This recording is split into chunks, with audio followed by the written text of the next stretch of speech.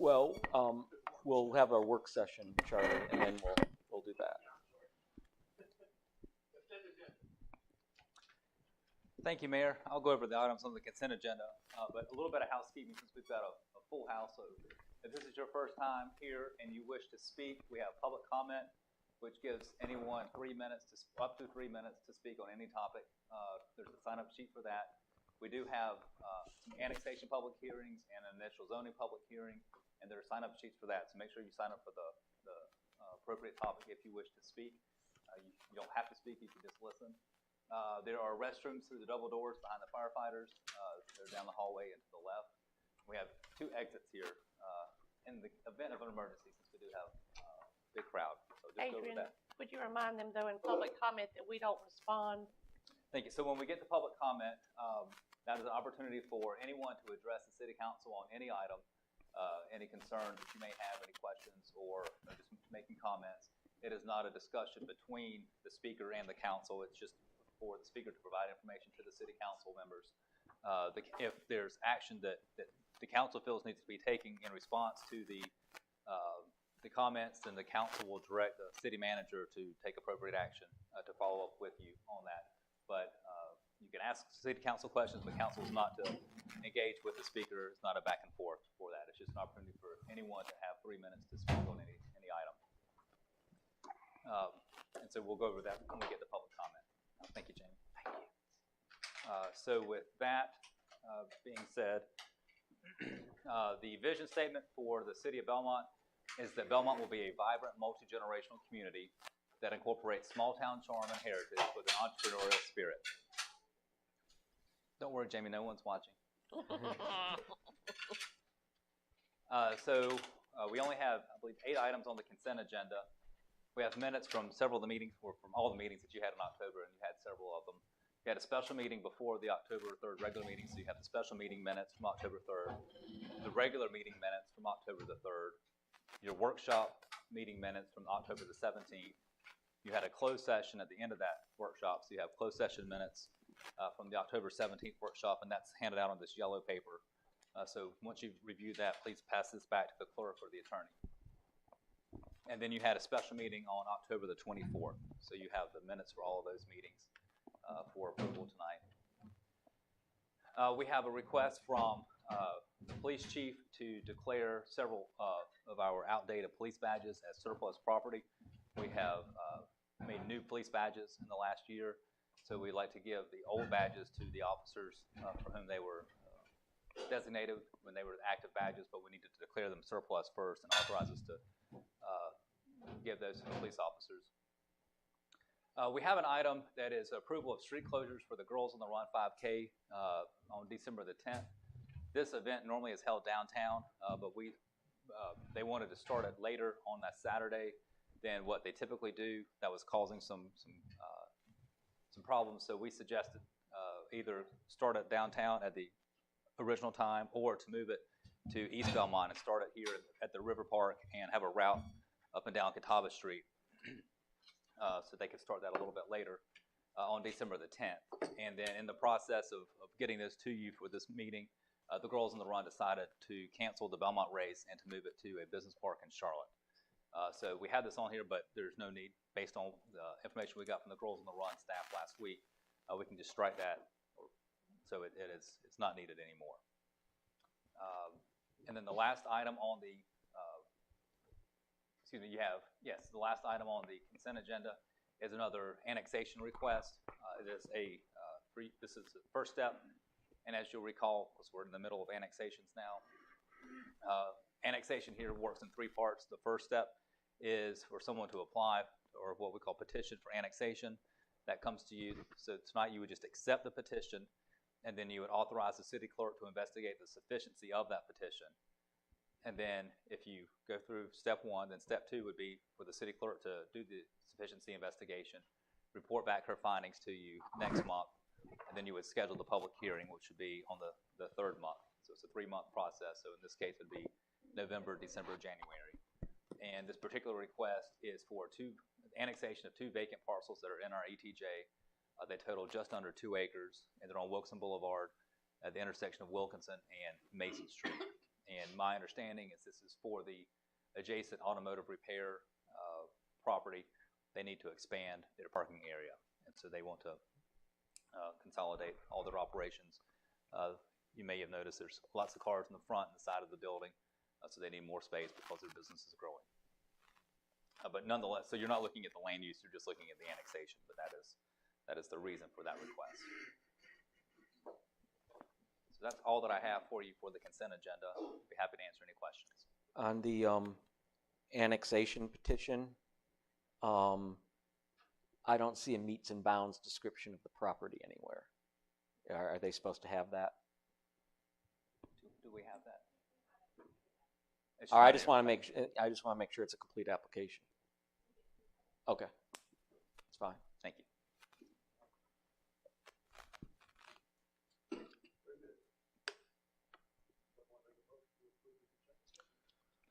Well, we're going to do that in the regular session. So if there's no other questions on the consent agenda items, then we can close the work session, and then the mayor can call the meeting to order. I have no questions. No. Let's call the meeting to order. Jim, you want to do the petition? I will. Let us bow our heads and pray. Heavenly Father, we thank you for the blessings that you've given us with our community. We ask for the wisdom, patience, and foresight in transacting the business tonight, that we listen to each other, that we respect one another's viewpoints. We also pray for all candidates in tomorrow's election, that those elected will conduct their office with the interests of the people at heart, and we pray for all the voting public that they exercise their right to vote and select the best candidates for office. And we ask all these things in your name. Amen. Amen. Please join me for the pledge. I pledge Allegiance to the flag of the United States of America and to the republic for which it stands, one nation, under God, indivisible, with liberty and justice for all. Would now be time to set the agenda? I move to set the agenda. Second.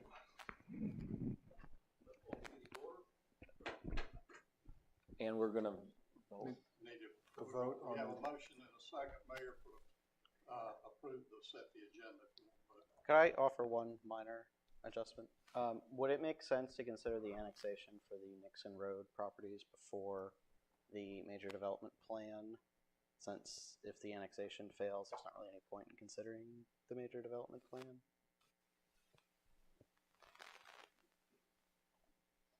Moving the annexation ahead of the schematic. Right, yeah. Well, yeah.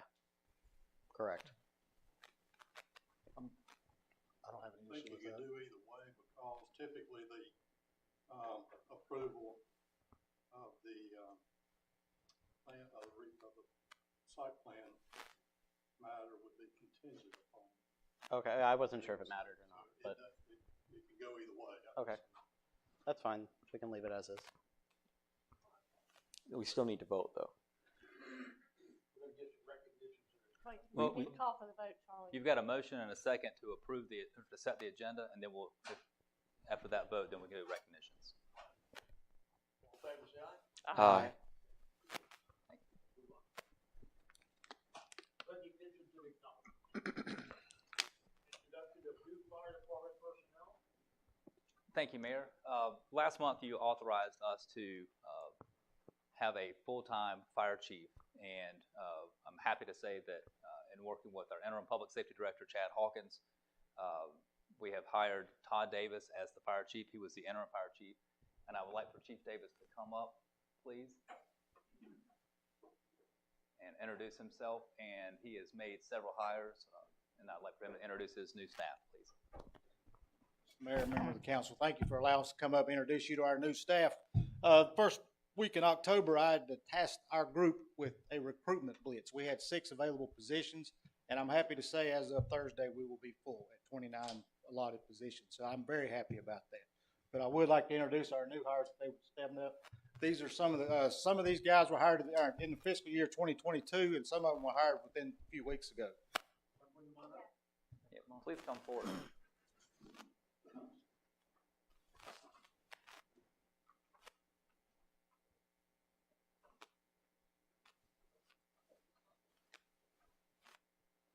This is firefighter Justin Howell, firefighter Dallas Allison, firefighter EMT Tim Brown, firefighter EMT Dakota Allison, firefighter EMT Brandon Melton, and firefighter EMT Juliet Ramirez.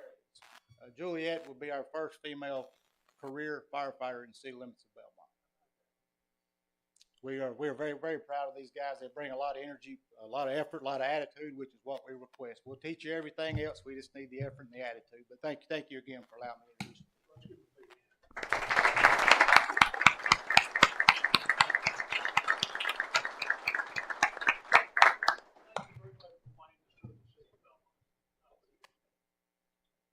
Thank you, Mr. Mayor. And you've got your more tenured firefighters in the back, so thank you also for being here.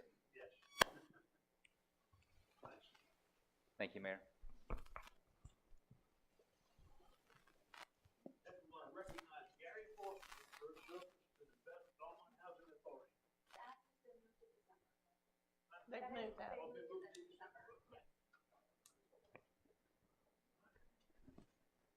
Alan Hodge, are you here? Yeah, he's here. Alan Hodge, would you please come forward? Alan Hodge, would you please step forward?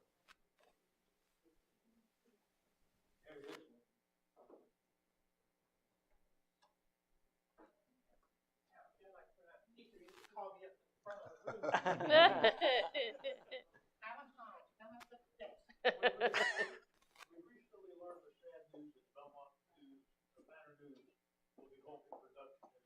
That publication will be this Thursday, November the 10th. Well, unless something happens, that's the fact.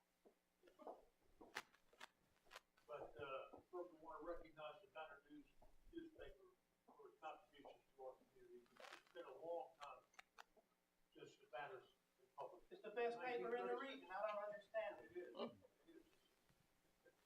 It's apolitical, not political. Yeah. But it's been production of community for 85 years.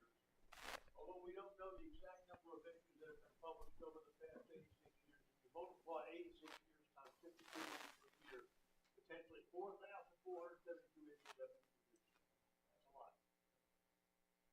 Secondly, we want to acknowledge Alan Hodge for his work with the Banner for 16 years, from 2006, 2000, 2006, 2012, 2022. Al's lived in Belmont for 40-something years.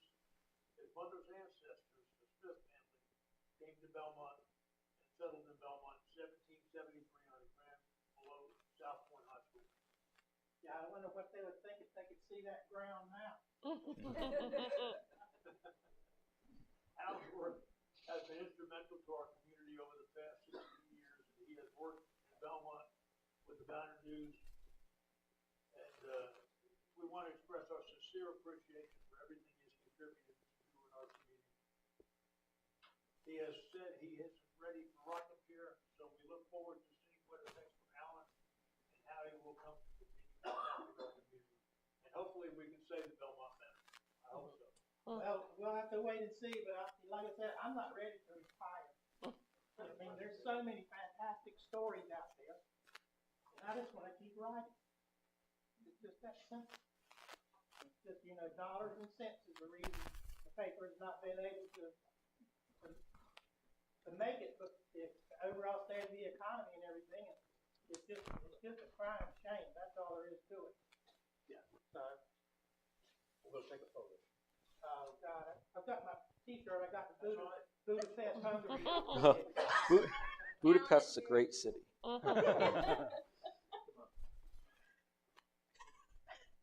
I feel naked. I don't have my camera on my notepad. Is that it?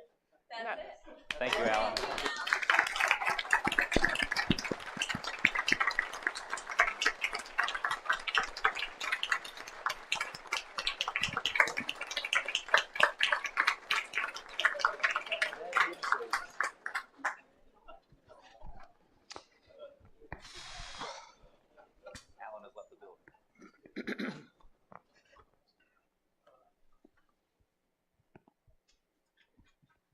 Mayor, next we have a presentation of monetary distribution by the Belmont ABC Board.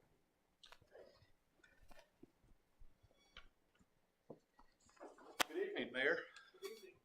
Council. I have with me our newest member, Tim Sommers, and our general manager, Bill Montgomery.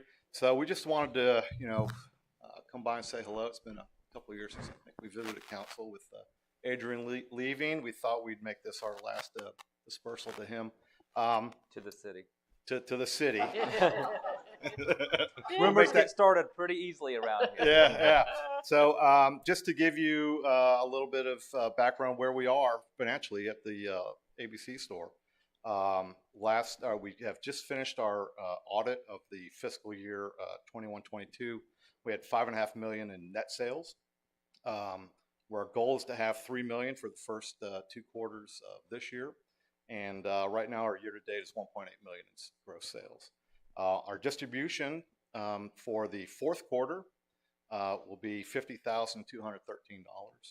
And then we went ahead and decided to do the 1st quarter, and that distribution is $46,817.55. So we have a check here to the city of Belmont for $97,000.55. So give that to Adrian. I will give that to Jared.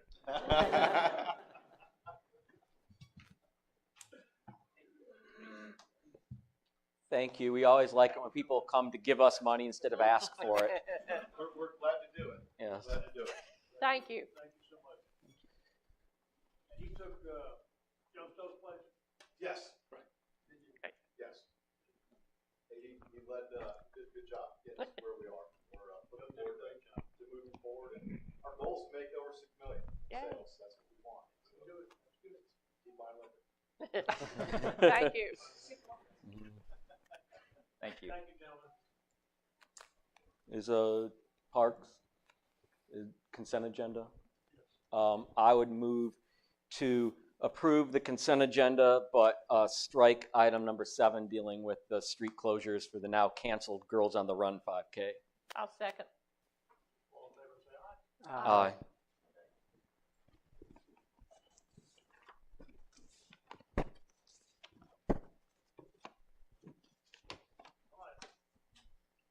Got public comment.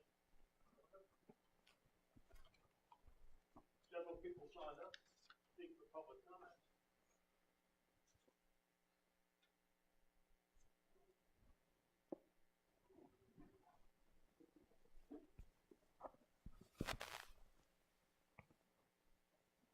Public comment. You got Lonnie Dalton.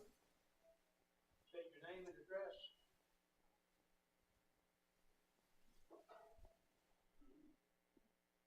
And after address.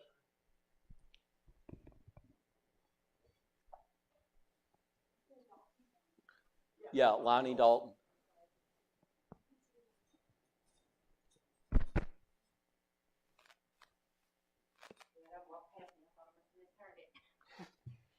Hey, my name's Lori Dalton, and I run Cancer Cluster Army North Carolina.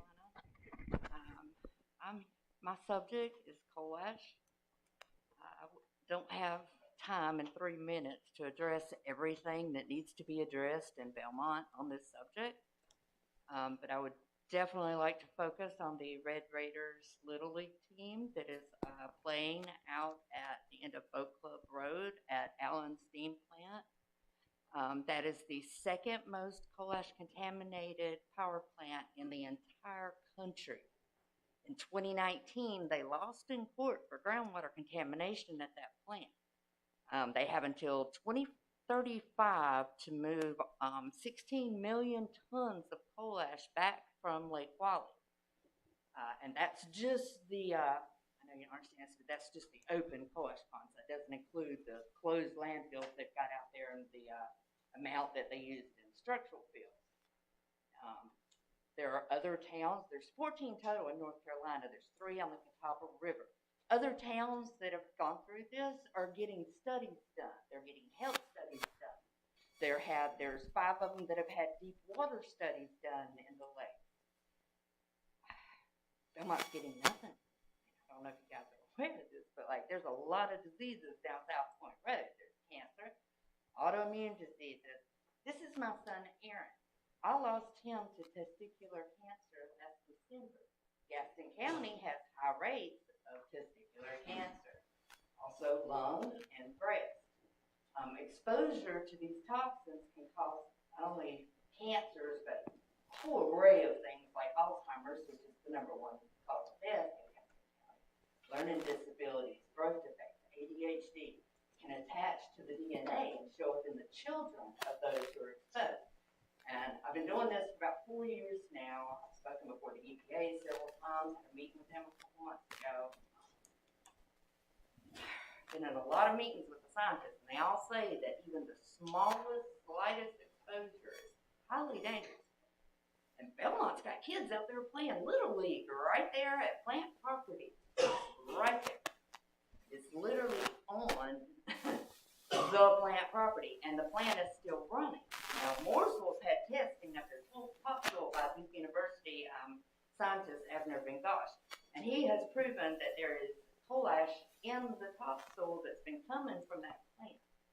So you need to get out there at that park, and you need to have Mr. Bengosh test the topsoil. He needs to do bore samples to see if the park itself was actually on the coal ash, because they've been known to use it as dirt. They call it beneficial use for structural fill. It's got to be tested. And not to mention Camp Hope across the street, where there's 1 million tons of coal ash with disabled kids living on top of it. Okay, Thank you. thank you. All right, next we have signed up to speak Matt Cochran. I'm an applicant and a rezoning annexation. Oh, okay. Did you sign the wrong sheet? I think I signed all of them. Okay. We'll get tired of you by the end of the night. You signed 2 of them. Okay, next we have Randy Rozelle. Russell. I'm sorry, I'm going to be talking with the oath to the common thing. I signed that one off. Okay. All right, signed the wrong one. Okay. Amanda Memrick.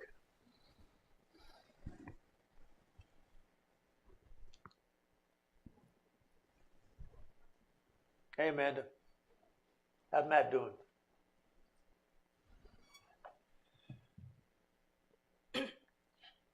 My name is Amanda Memrick. I live at 104 Timber Ridge Road. I'm here today to represent the South Hill Estates neighborhood and to speak out against the Henry Chapel development and its plan to turn our neighborhood into a cut-through for 628 homes. My neighborhood unanimously opposes becoming a cut-through. I have petition signatures from each of the 43 homes on Timber Ridge Road, Colonial Drive, and Forest Hill Road. Every household. We are a tight-knit neighborhood, watering flowers and watching neighbors' homes when someone goes on vacation. My daughters can ride their bikes and go on walks without worrying about cars that might run them over. When I bought my home, I was sold a house on a cul-de-sac, a safe place to raise my family just outside Belmont city limits. Going through our neighborhood doesn't even make sense. First, even creating an access point from Timber Ridge Road is going to be extremely difficult, with a creek and sharp gully just beyond the current cul-de-sac. To even get to South Point Road, you have to turn right on Colonial and then left onto Forest Hill Road before you even reach NC 273. It's only 9/100ths of a mile on Forest Hill Road from the intersection of South Point Road to the intersection of Colonial Drive. Only 30 full-sized cars could be in line before anyone coming north on Colonial Drive is blocked in, not to mention those on Forest Hill Road who will be trapped in their own driveways. The only advice the traffic study gave to keep traffic down in the South Hill Estates is to hope drivers get fed up waiting in line to turn onto South Point Road or turn left into South Hill Estates. From page 55 of the traffic study, and I quote, "The proposed site is projected to significantly increase the southbound left turn volume. When the proposed Phase 3 site traffic is added to the 2026 background volumes, the westbound approach of Forest Hill Road is expected to operate with long delays during the AM peak hour and continue operating with moderate delays during the PM peak hour. As regular commuters, if Henry Chapel residents experience long delays to access South Point Road during AM peak hour, as shown in Table 6.3, alternative access via Henry Chapel Road will be promoted, thus reducing site traffic through this neighborhood. This isn't feasible or even a reasonable plan to accommodate traffic. Why can developers dramatically alter our neighborhood simply because they need a third access point into their development? Their right to develop should end at their property lines, not extend into ours. Why should I have to have a piece of my land seized to build a wider road? We should be able to say no, yet our voices are being strangled because we aren't in city limits and don't have million-dollar budgets or big-shot lawyers. Please, think about the damage this will do to our neighborhood. Tomorrow's developments shouldn't harm today's residents. Thank you. Thank you.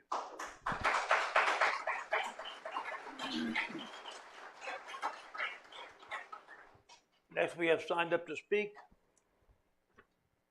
Buddy Pendley.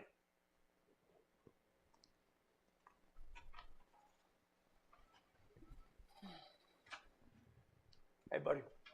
How you doing? Thank you, Council, for allowing us to talk again. I'm going to pick up where I got cut off at last meeting. Got 3 minutes. If you live anywhere up or down South Point Road, you have one way in and one way out. On top of all the development up and down South Point Road, we also have to contend with traffic from the developments at Seven Oaks, as well as all of the vehicles coming out of South Carolina. Putting in left turn lanes and red lights does not solve the problem. You will still have the same amount of vehicles traveling up and down South Point Road. The Henry's Chapel project alone will add another 1,200 to 1,500 vehicles traveling up and down South Point Road. In the mornings, it takes me a minimum of 10 minutes to go less than a mile to the light at South Point. Coming here tonight, traffic was backed up past Gaither Road. I don't know why. In the evenings, I sit through 3 to 5 lights on South Point Road at R.O. Stove and have been backed up past Julia Avenue many times. South Point Road is the only option that we that live in the South Point community have, and nothing's been done to fix the problem. Instead, the opposite is happening. With all the new development down South Point Road, I know that impact studies have been conducted on the engineers' computers, but why isn't an impact study done by talking to those of us that are directly impacted? Unfortunately, or probably fortunately, we're not in the city limits of Belmont and have no say on who sits on council or boards that make these decisions that adversely affects us. My request or plea to you is the Henry's Chapel project be stopped due to the amount of traffic it will be putting on South Point Road. If not stopped, change or move the connector road off of Timber Ridge Road to a more suitable road. The smartest and most sensible option for this council is to put a moratorium on all new development on South Point Road until work is done to improve travel on South Point Road. Progress, if managed properly, can be a positive thing. However, sometimes progress becomes negative, which is the case along South Point Road. Thank you for your time, and I look forward to you making the right decisions that affect all the citizens who have a Belmont address, even if not in the confines of the city of Belmont. Thank you. Thank you, buddy.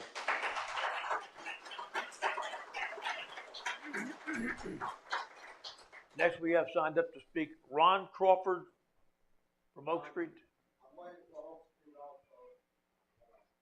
Okay. Is that the wrong thing? Okay. All right. Then we've got Dot Martin signed up.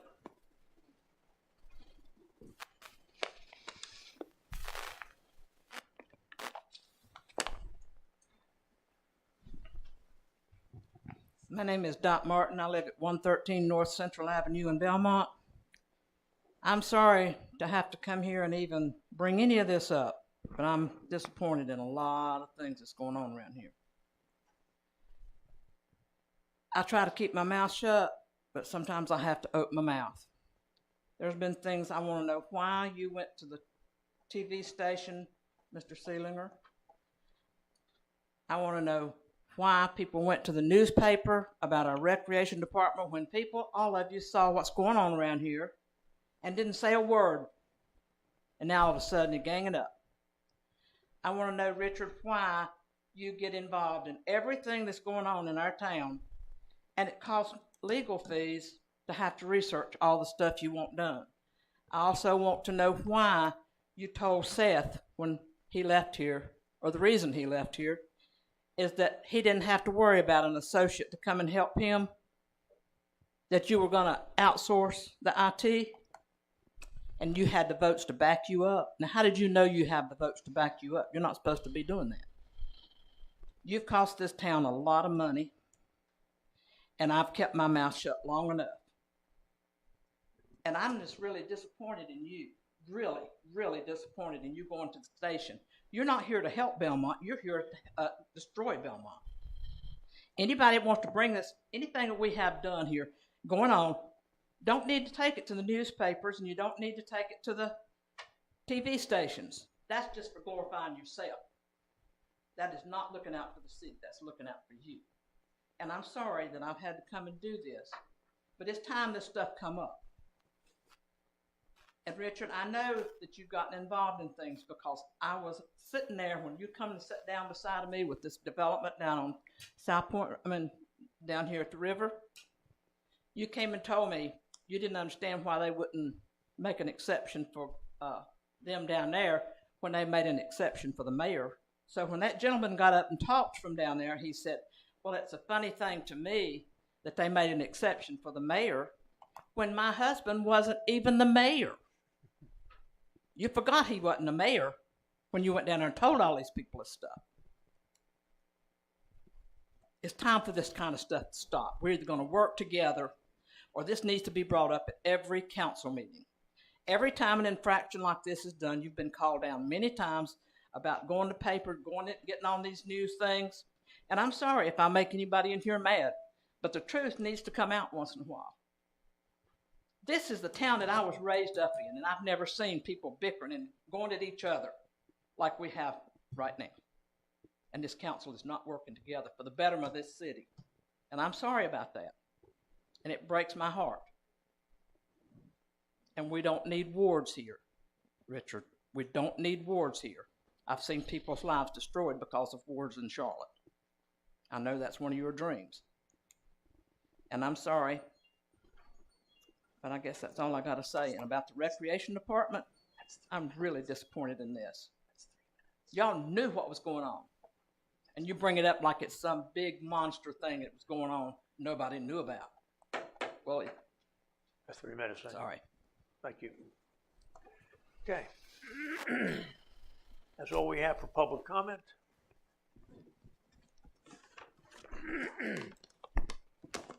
Next, we have the people from the Oaks Commerce Center.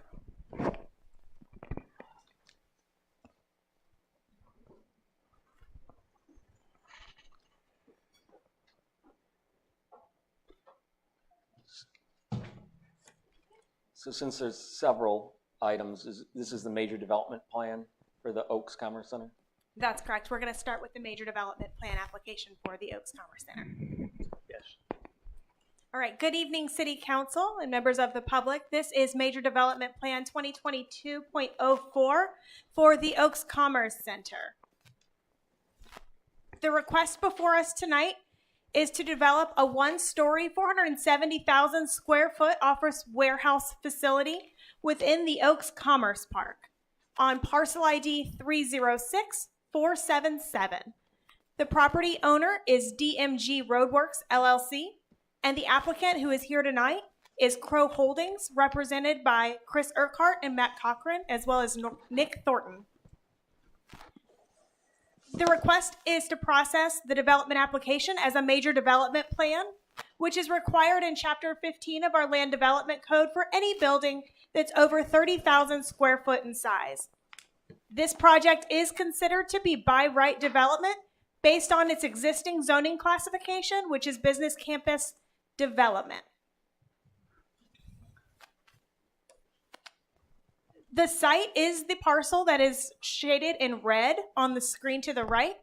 It is a 43.7 acre parcel that has remained largely wooded since 1968. A portion of this site was at one point used for a baseball field. And in 1995, this site was platted for inclusion in the Oaks Commerce Center. You will also see two additional parcels outlined in blue but not shaded on the screen. These are being shown for reference only. They're not included in the major development plan application that's under review, but they are being shown for a comprehensive analysis and a better understanding of how all the components of this site are proposed to operate in conjunction with one another. The topography of the particular site is pretty variable. If there's a slope that slopes downward approximately 80 feet from the western portion of the site to the eastern portion of this site. For a little bit more site context, this site is located to the north of the NCDOT rail line. And so communications with NCDOT to date have noted that an extension of the Oaks Parkway is not supported because it would require a crossing of an active railway corridor. And so while this parcel does have platted right-of-way frontage already off of a platted Oak Street that you see in the pink outlined there, this project is designed and proposing access utilizing the two parcels that were just mentioned that are adjacent to Hickory Grove Road. And these, again, are shown for reference only, but they will be noted throughout this presentation. Again, the existing zoning on this parcel is within City of Belmont limits and is Business Campus Development, or BCD. There is adjacent city zoning, which also includes BCD, as well as Neighborhood Center Commercial. This site is situated adjacent to the county as well, which includes county zoning of single-family limited R1, as well as light commercial C1 zoning.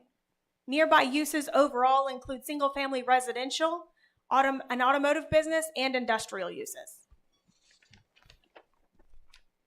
On the site, you can see the proposed site plan, and a couple of things to note here are the new proposed public right-of-way coming into the site, which is what the locations of the front, side, and rear yards were determined off of. You can see that there is tree save area and or supplemental plantings planted almost entirely around the proposed new structure. And in addition, you can see that there is a circulation drive around the entirety of the proposed building that would be privately maintained, not part of the public right-of-way. In reviewing this development project in relation to our ordinance's performance standards, the project was found to meet or exceed all of them that are found within the Land Development Code. Specific items of note here are that this project is proposing to save more tree save area than what is required for an industrial project.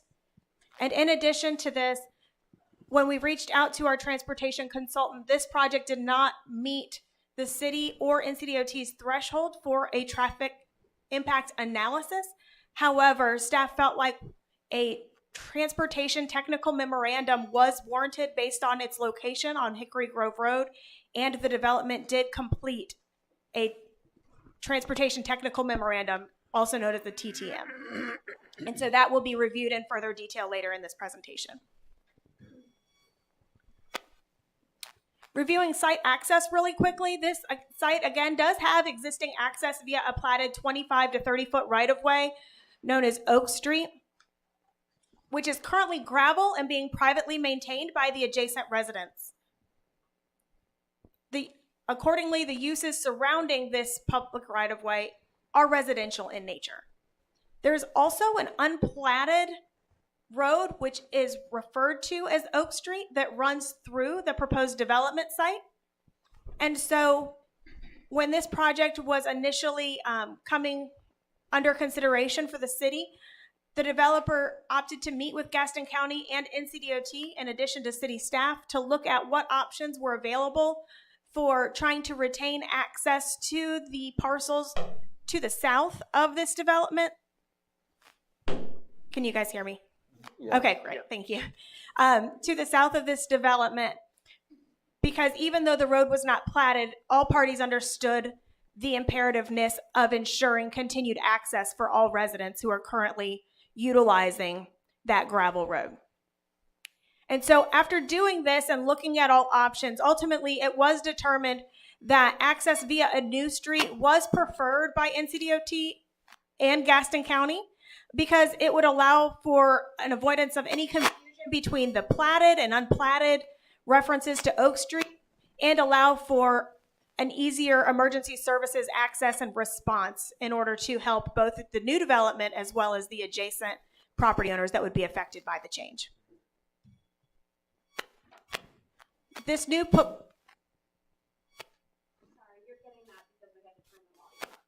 Okay. I just want to make sure everyone can hear me and that we're good. So, okay, sorry about that. The new proposed right-of-way is designed to meet Belmont's Parkside Drive standards, which includes an 8-foot wide commercial sidewalk on one side, while the other side remains natural area, which is part of their tree save area, which is required. Okay. Based on feedback during the community meetings, this proposed new roadway is also now to be named Crawford Oaks Lane in honor of the family that would be readdressed off of this corridor. And in order to ensure continued access to the neighboring properties and property owners, no on-street parking on this new roadway would be allowed. Ultimately, as referenced previously, this road is proposed to connect all the way up to Hickory Grove Road through adjacent parcels, which are proposed under separate applications on tonight's agenda, and they are requesting annexation and zoning. However, access to the site for the major development plan is not contingent on approval of the annexation or conditional zoning request on the agenda. This road, as designed and proposed, can be built through Gaston County's zoning and regulations on the parcels. Annexation, however, would allow the entire road to be built within city limits and utilize Belmont's approval and regulations to guide it throughout its entire process and to allow it to be routed as a cohesive project overall. And with that, I'm going to turn it over to Brady with Kimley Horn to review the Transportation Technical Memorandum with you all. Thank you.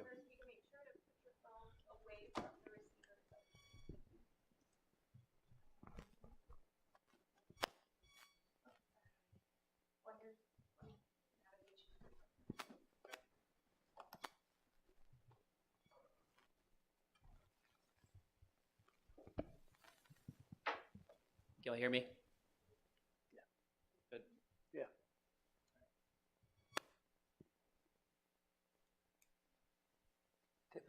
Tiffany, the PowerPoint should be open at the bottom.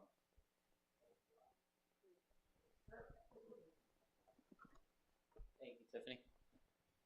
Good evening, Mayor and Council. Brady Finkley, Kimley Horn. We were contracted by the city on behalf of the city to perform the TTM for the study, so I'll give a somewhat brief overview of the Transportation Technical Memorandum for the site.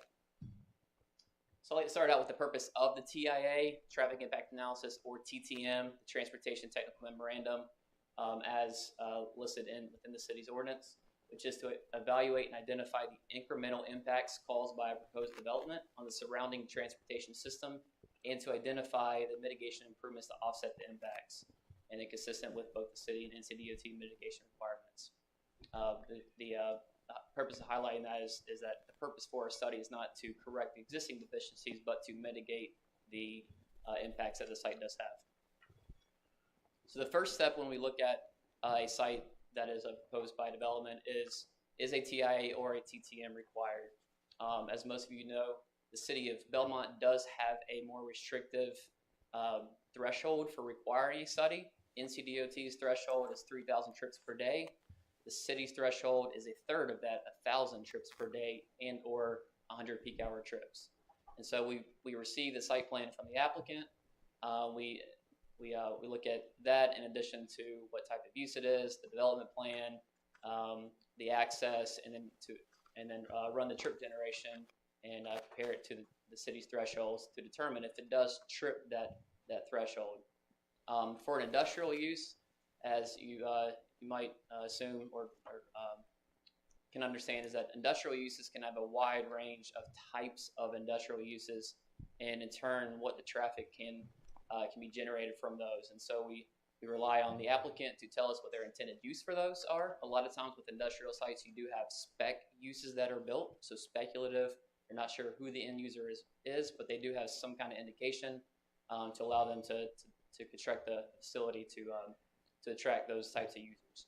So in this case, it was told to us by the applicant that the end user was not known, and so the city did request what the intended use was, and so we had gone through a series of potential industrial uses that are provided from ITE. ITE is the Institute of Transportation Engineers, and they have a number of different types of uses. These are some of them. There's others, but it ranges from light industrial to manufacturing, warehousing, data center, and we had narrowed it down to 2 different types of uses based off of really the size and then also some input from the applicant. One being a typical warehousing, and then another one being a high cube parcel hub warehouse. And in providing those descriptions, the applicant did indicate to us that it was that based on their market research and discussions with design consultants, that the warehousing category was the one to use. And so in that, we based our trip gen and our entire study based off of the warehousing category. And here is the site trip generation for warehouse. So what you'll see is total is 781 daily trips. It is below the 1,000 daily trip threshold for the cities and well below NCDOT's threshold. 80 AM trips and 83 PM trips, both also below the city threshold. NCDOT would not have required a TIA for the study, but the city, as Tiffany had mentioned, there were a number of circumstances that we did determine that a TTM was required. So again, it did not trip the city's TIA threshold, but the city's ordinance does allow the city to require a TTM if trips fall below the minimum threshold. We did coordinate with NCDOT on this approach. They were involved with the scoping, and they indicated they would like to see a turn lane analysis required as along with the TTM. And so finally, within the TTM, as I said, because the end user was not known at the time, what we did indicate in the TTMs that as the end user becomes identified, the applicant will coordinate with the city and NCDOT to determine if turn lanes are warranted to accommodate truck traffic and/or if an updated TIA or TTM is required depending on the type of industrial user. Okay. So we move forward with the TTM scoping. Again, here is the trip gen for a typical warehouse for 470,000 square feet, broken up into passenger cars and trucks. Because it is a spec use, the applicant did not have real numbers on what the projected truck traffic would be, so we went off of ITE's guidance. ITE does provide truck splits for a typical warehouse, and you'll see there's 36% of the total trips daily, 11% and 17% in the AM and PM peak hours. At the TTM scoping, there was discussion about the driveway location, and we requested if it could potentially be lined up and aligned with Lynn Street. The thick yellow line that you see on the screen, that indicates their frontage that the applicant indicated they do own and control. But you'll see on the northern end, that property line is right across the street from Lynn Street. So they did not have the appropriate right-of-way to move it far enough north to align it with Lynn Street. And so we talked about, okay, if we can't align it with Lynn Street, what do we want to make sure that we can look at in terms of evaluation and analysis to make sure that it safely can accommodate both driveways. And one of them was we don't want to see the traffic backing up beyond each driveway and blocking the other driveway. The other thing is if the left turn lane is warranted into the site, what that would do would be it could create a potential safety concern for the folks that want to turn left into or onto Lynn Street. If you had a left turn lane into the site, some drivers may feel that they could use the left turn lane into the industrial site and cause some confusion and potential conflicts there. And so those were a couple of things that we wanted to make sure that we paid special attention to as we worked through the analysis. You've already seen the site plan, so these are some of the parameters that went into the TTM. Study intersections were to the north, Hickory Grove at Woodlawn, and the cluster intersection with Perfection Avenue. To the south at Riverside Drive and C7, at Lynn Street, and then of course the site drive. The approved development, River West, they they have recently, you might be aware, they have installed their left turn lane. It was required from Woodlawn onto Hickory Grove. And as you're also likely aware, the TIP project, the I-85 widening project, which also includes interchange improvements all along the interchange, I-85 interchanges from US 321 all the way up to the Mecklenburg County line, including improvements along Hickory Grove or Belmont Mount Holly Road up to Woodlawn Road. Highlighting both of those because the site being located really in the middle of both of those interchanges, a lot of the traffic could utilize both those interchanges that both plan to be improved. And I believe latest I've seen, I think that that project is supposed to be let in fiscal year 2024, which could be within about a year, so late next year. I think is the latest that I've heard. And then jump into the results of the analysis. Based off of the development program provided by the applicant, there were no significant impacts to the operations at adjacent intersections. We did not see any level of service degradations on any of the approaches or at either of the study intersections between background and build. There was no turn lane that was warranted. That's based off of a standard NCDOT nomograph that we run turn lane warrants for. That was not warranted based off the development program. And there were no queuing issues beyond Lynn Street. We did look into site distance. That was definitely a concern. We wanted to make sure it was addressed. And then again, as the end user becomes identified, to revisit potential turn lanes or if the traffic study needs to be updated. And then finally, the site distance. It does require, we ran horizontal and vertical profiles and per AASHTO and NCDOT requirements, and it does require site distance easements on 2 adjacent properties, which indicates that no obstructions should be allowed within those site distance easements. And that's important to make sure that folks that are exiting the industrial site are able to appropriately see both left and right to be able to manage the appropriate gap to turn on the Hickory Road. And with that, Tiffany, do we want to take questions now or wait till you're... What is AASHTO?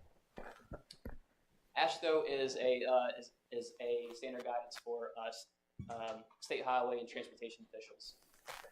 The American Association of State Highway and Transportation Officials. Okay. Thank you. I have some questions. Sure. All right. So just to reiterate, I believe you mentioned this. The anticipated trips here do not meet either the city's or the Department of Transportation's threshold for a transportation or traffic impact analysis. Correct. And is the city's threshold higher or lower than DOT's? Lower. And when we talk about thresholds, what do you mean by these thresholds? So thresholds would be what requires a traffic impact analysis to be issued. And in the city, the lower one, you said that's 1,000 gross trips or 100 peak hour AM or PM trips. Is that correct? That's correct. 1,000 daily and or 1 hour AM or PM trips. And the expected anticipated trips generated by this property do not meet either of those thresholds. That's correct. How do you determine the expected trips generated by a particular property? That's based off of ITE, the Institute of Transportation Engineers. They provide data samples, which hundreds of samples that identify either a standard rate equation or logarithmic equation, which then allow us to project projected traffic, and that's used across the entire industry, across the U.S. And you talked about site distance easements and how there can be no obstructions in those easements. And maybe this is a question for Tiffany, but will construction be able to begin until those site distance easements are obtained? The answer is no, but I have more in my presentation after Brady wraps up, so we'll go over that. Okay. And again, we also don't seem to know the end user here. Are there any protections in place should the ultimate use have adverse traffic impacts beyond what's contemplated by the traffic technical memorandum? Are there safeguards to ensure that we won't have more traffic on the back end when the user's identified? Sure. Sure. We do have some of those, and those are also later in the presentation, and I'd be happy to answer any questions once we go over those in more detail. Okay. Let's see. Was North Carolina Department of Transportation and the MPO involved in the scoping and parameters to be included in this transportation technical memorandum? NCDOT was involved, and GCL-MPO, yes. And I believe you mentioned that the expected trips to be generated by the River West development were also included within the traffic background volumes. That's correct. So we take the existing counts, we grow those by a generic, non-specific growth rate.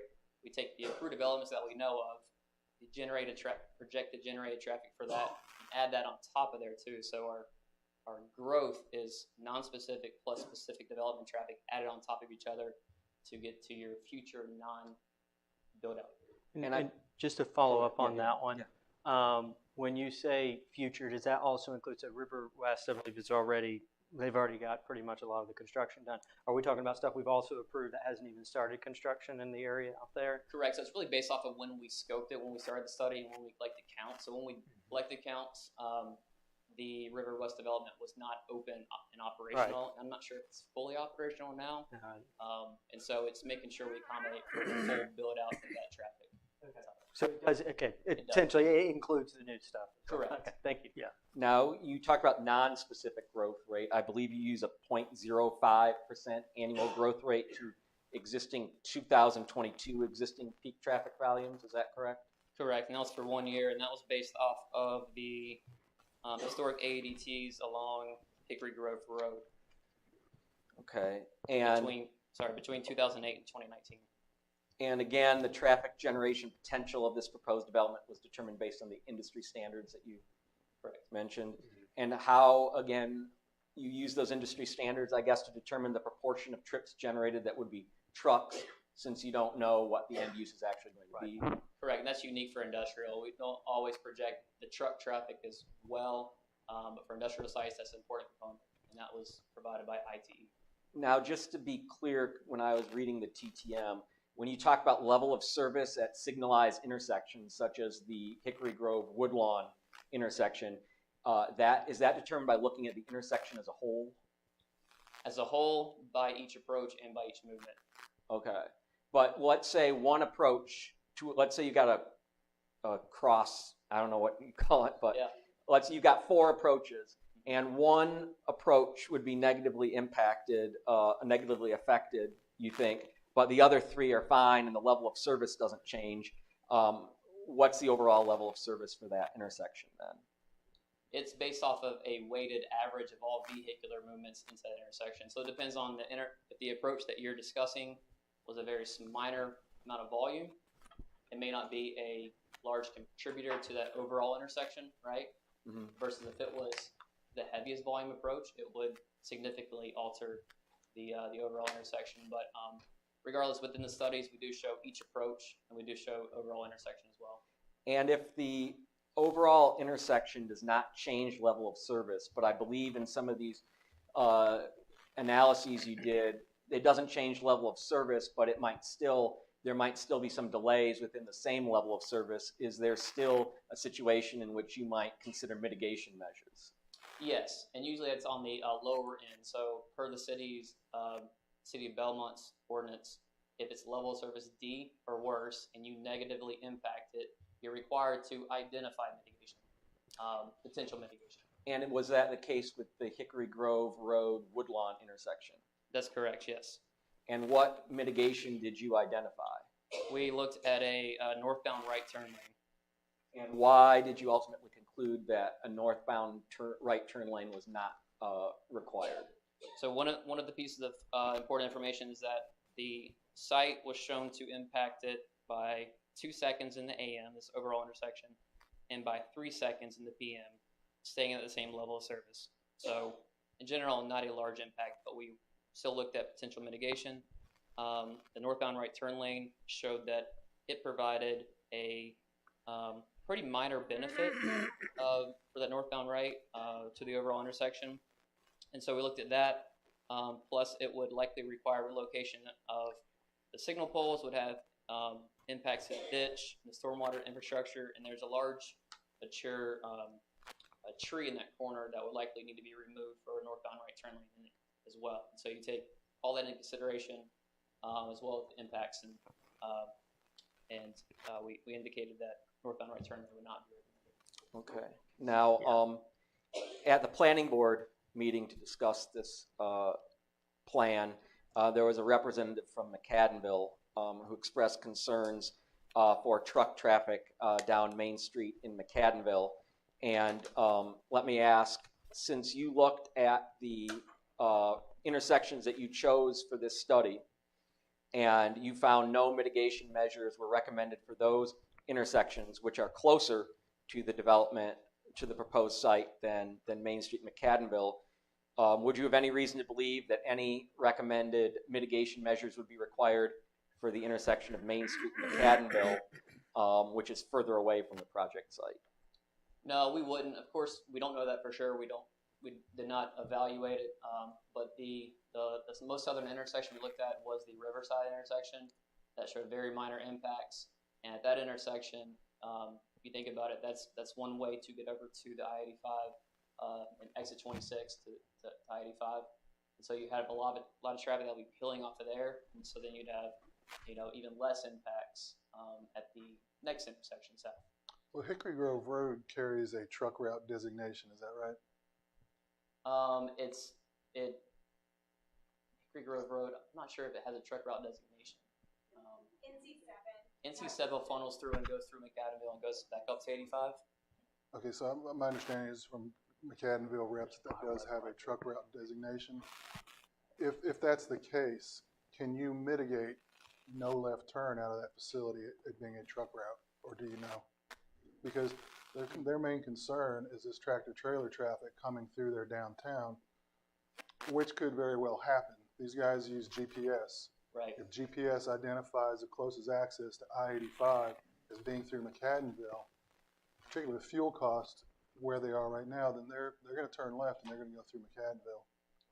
Yeah, so where it's located, if you were to go in front of the site and you were to put in your GPS, you're going east or north on 85, you would go probably either Woodlawn or Riverside.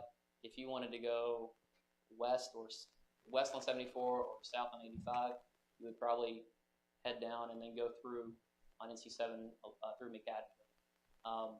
Based on our projections, that's three different ways you can get 85. And so we talk about a preload trip in, and you disperse that traffic. I believe it came out to trucks. You're asking about the truck specifically?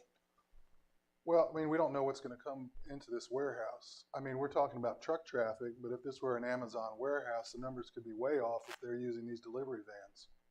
Well, sure, and that's where we indicated, want to make it clear that if there's any different type of use than what we assumed here and what was indicated to us to perform this study, then the city and NCDOT would look at a potential study.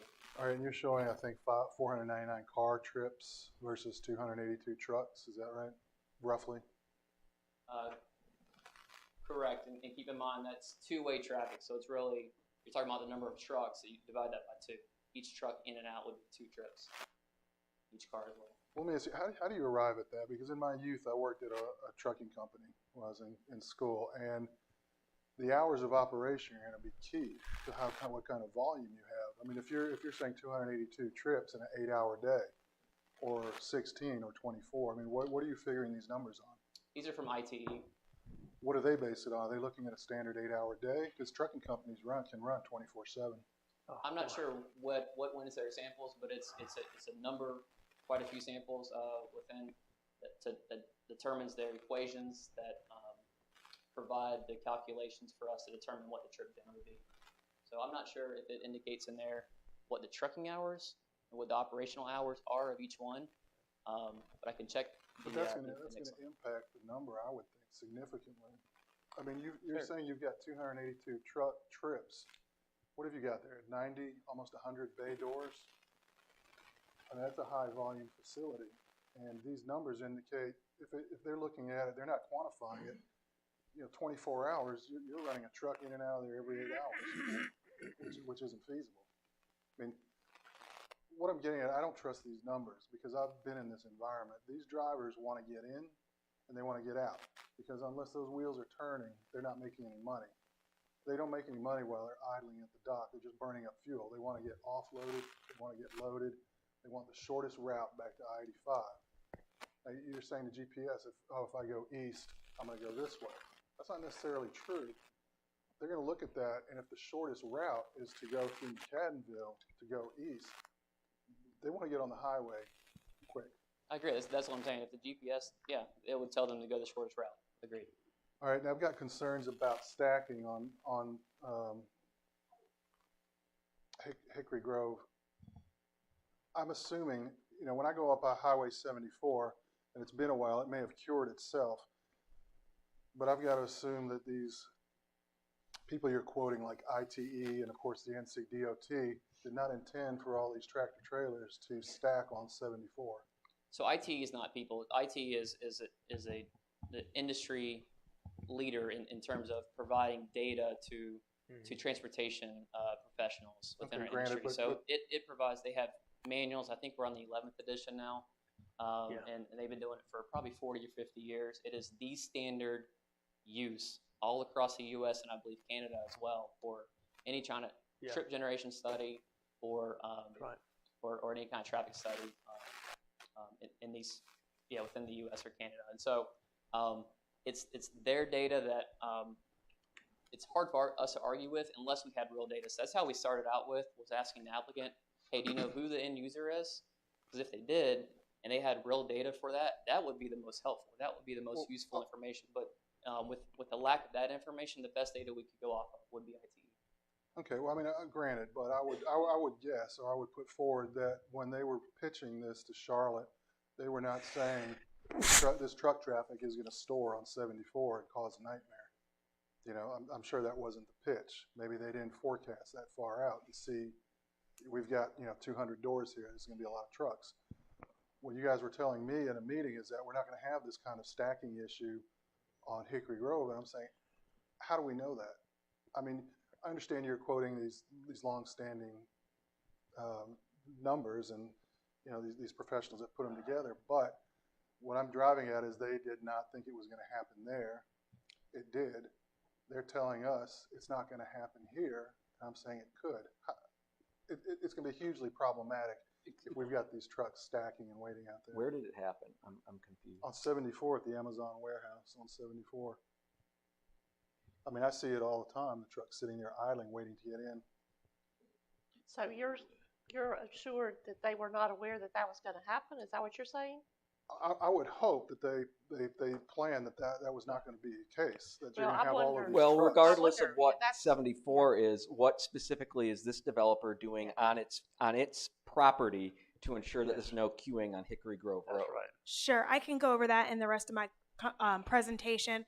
I would also just like to clarify that the project is being proposed utilizing specifically the land use category as identified in the Transportation Technical Memorandum, and we will discuss the safeties that are in place so that if and when an end user is identified, we will do additional verification and analysis to better refine the study, right? And so we will go over that. I just want to make sure, while Brady's up here, if you have any questions specifically related to the analysis that he's performed, that we have the opportunity to do that before I wrap up my presentation and go over some of those additional details.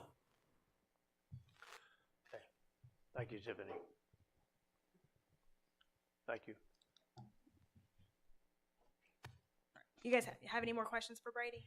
And this is the buy right project too, right? That is correct. Okay. All right, I'm going to switch back over to mine. Bear with me 1 second.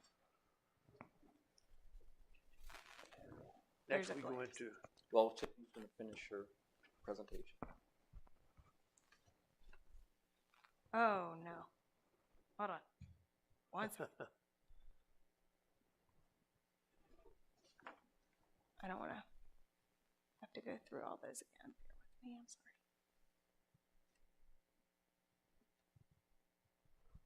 Oh, goodness.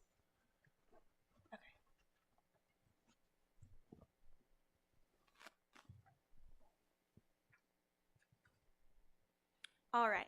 Switching away from transportation for just a minute, wanted to go over utilities. So the developer does plan to extend the utility lines from Oaks Parkway to the proposed development site and has received letters of intent to provide the needed utility easements from both the NCDOT Rail Division as well as the owner of the adjacent vacant industrial parcel to the south of the rail line. So that's the image you see on the screen there. The proposed architecture of the site is concrete tilt-up panel, and a rendering has been provided on the screen of what the applicant is intending to construct. This project did hold 2 community meetings. One was in August and one was in September. Both had about 20 attendees. And there were a variety of questions and concerns raised by the public as part of these community meetings that were very helpful in refining the plans. Some of those related to questions regarding the annexation, buffers and grading around the property, the traffic impacts to Hickory Grove Road that we've had some questions about here tonight, the timing of the proposed development project, and concerns or questions related to queuing. And so in response to those questions, the developer has done a few things. One, again, he has agreed to name the new street in honor of the Crawford family that will be most impacted by the address change, with no parking allowed on that new public street.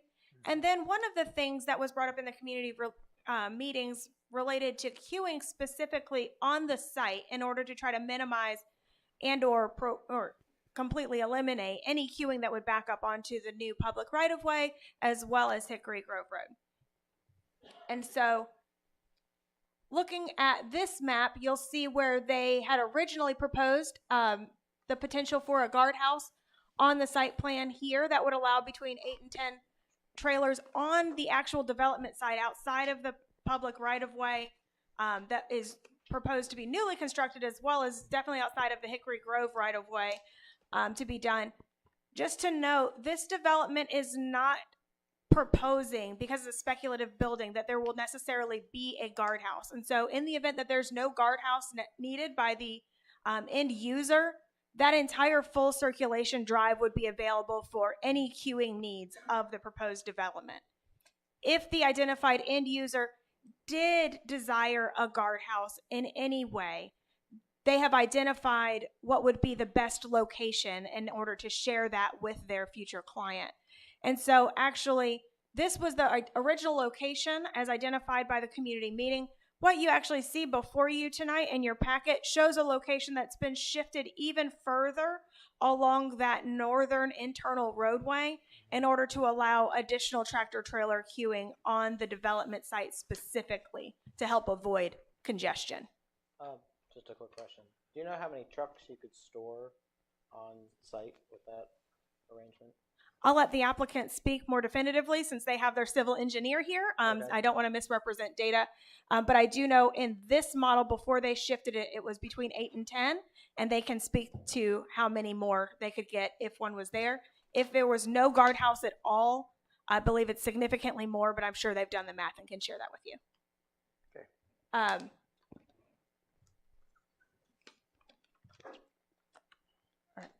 There we go.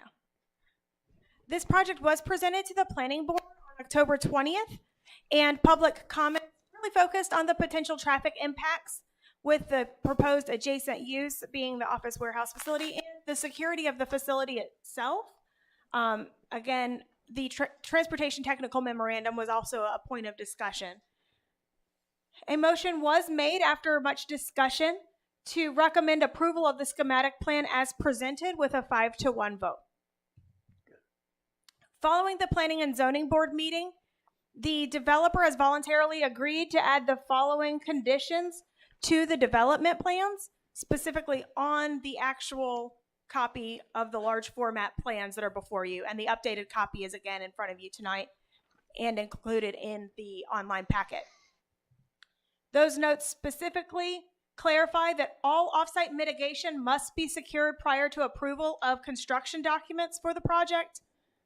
that user verification, so that's the end user that will ultimately move into and occupy the facility, is required prior to any zoning upfit permit, any change of use permit, or any signage permit, both for the initial user as well as any subsequent future users of the development site.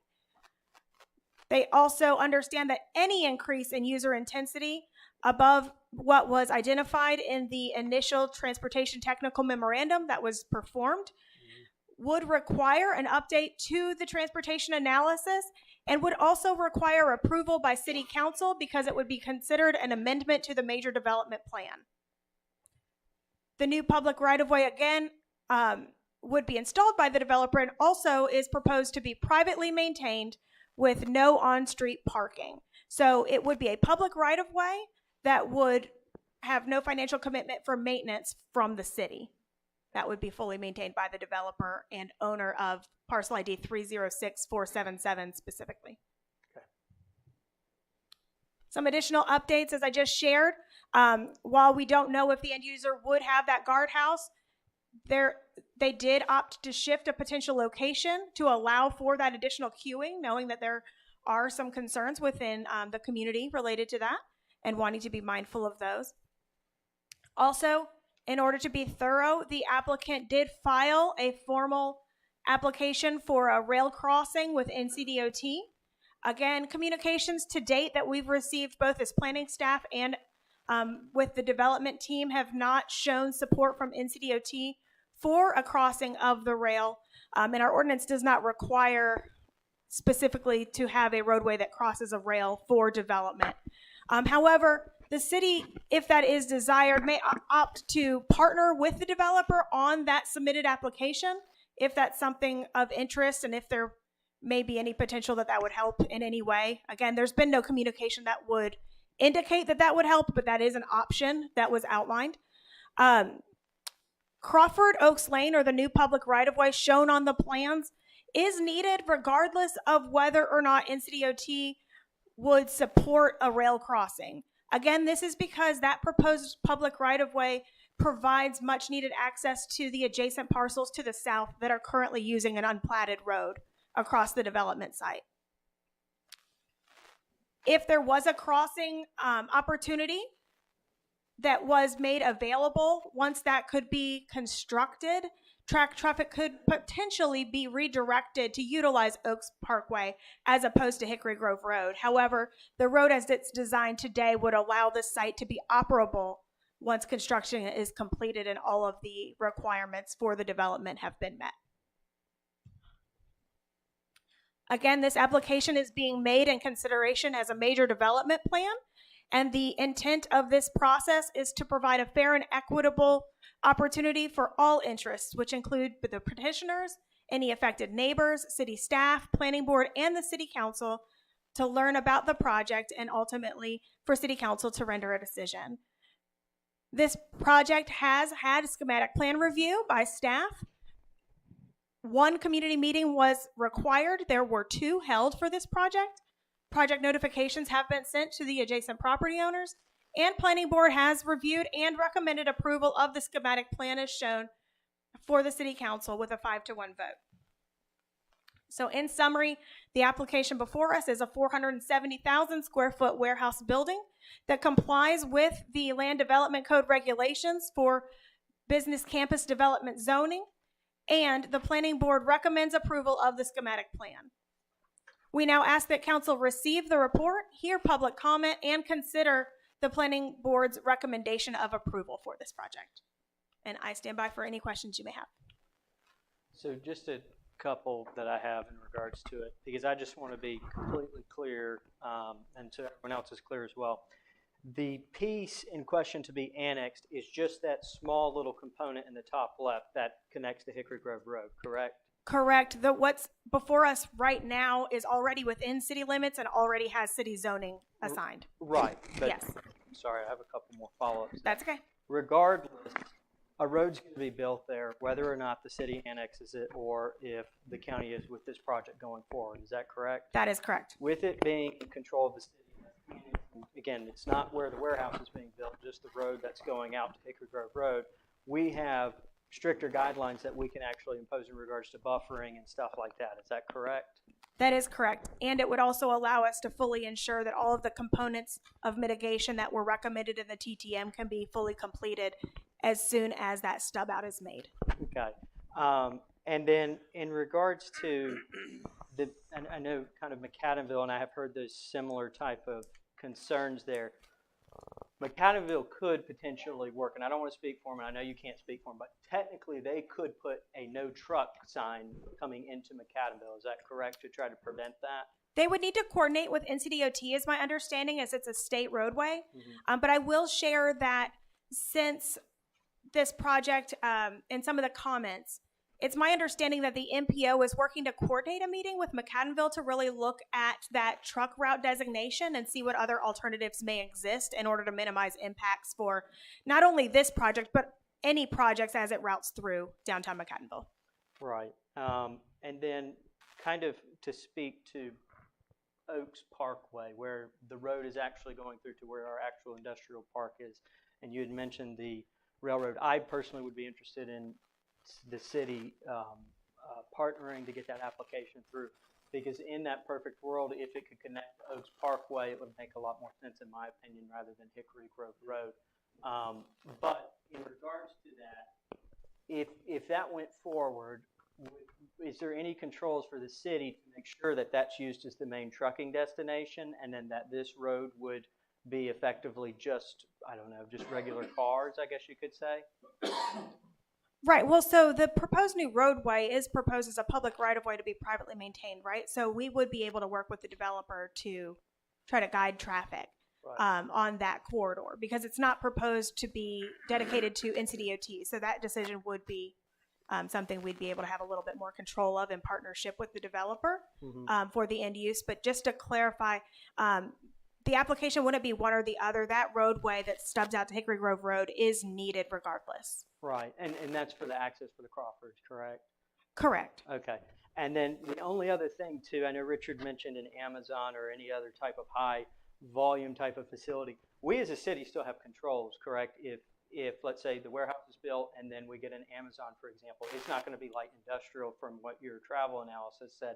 Correct. We still have the controls, hold the permits before anything can proceed. Is that correct? That's absolutely correct. So they would file, we would get that application, and we would require verification with Kimley Horn. We would say, here is the application for the end user.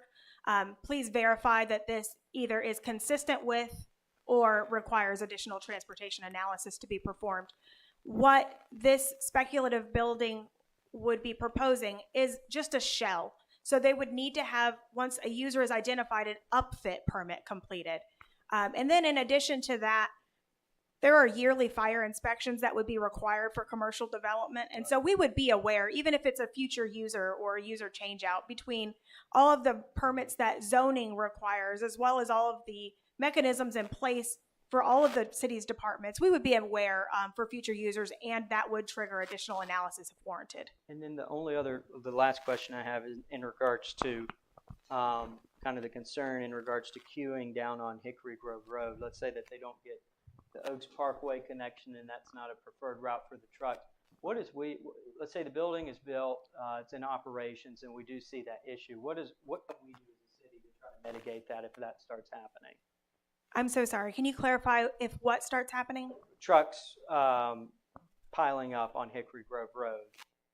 My understanding is that would be a traffic enforcement with our police department. Can someone confirm? Or NCDOT? Okay. Again, I guess I'm trying to get to, since that's a concern, what are the controls that we can do to alleviate that if it does become a problem? Sure.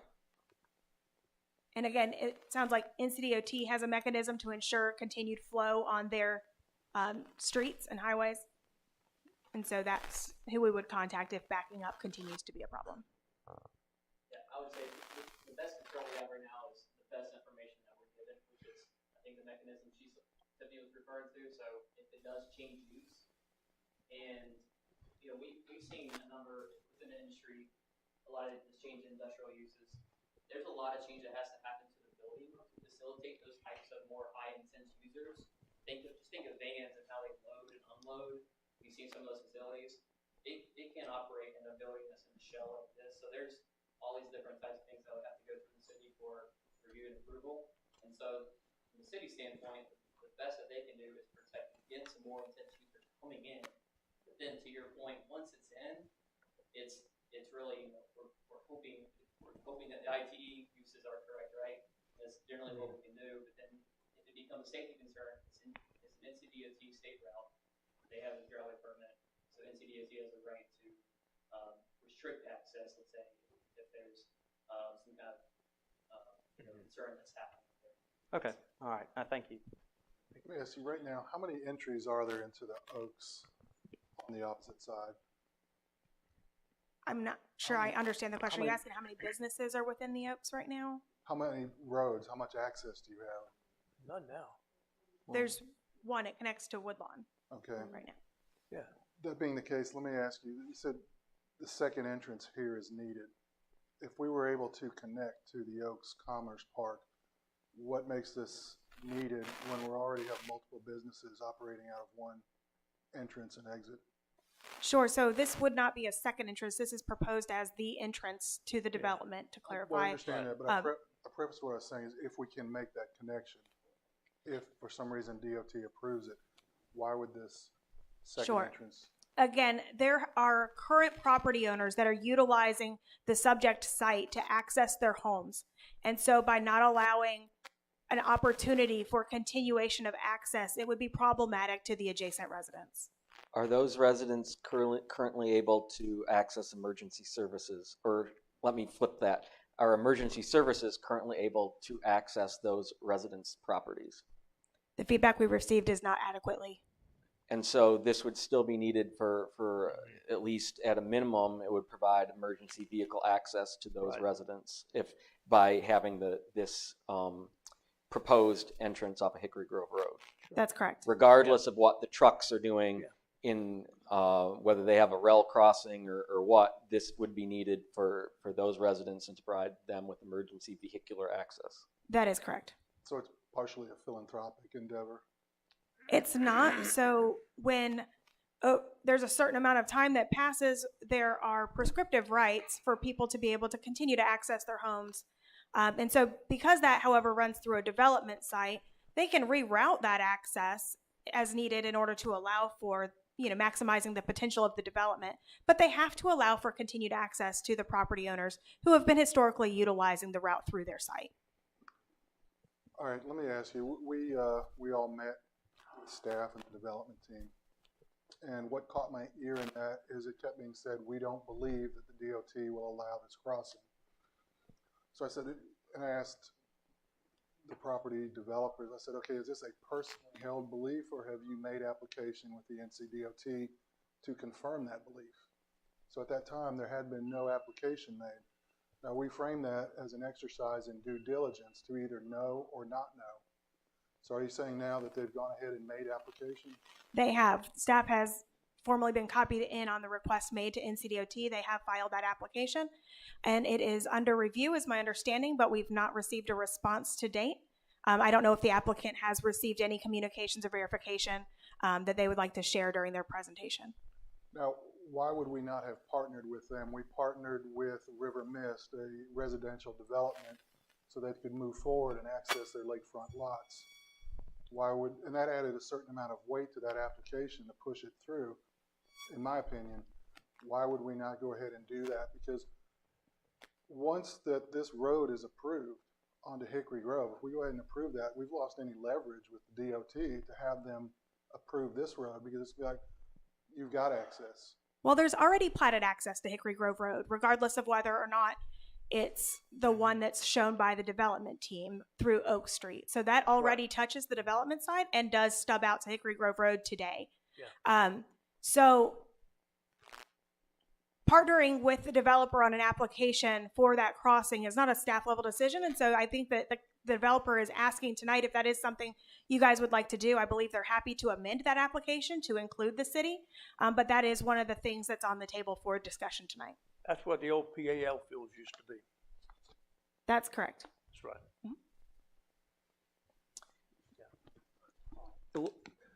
let me ask then, we're talking about this road, potential railroad crossing to the Oaks and vis-a-vis the road on Hickory Grove.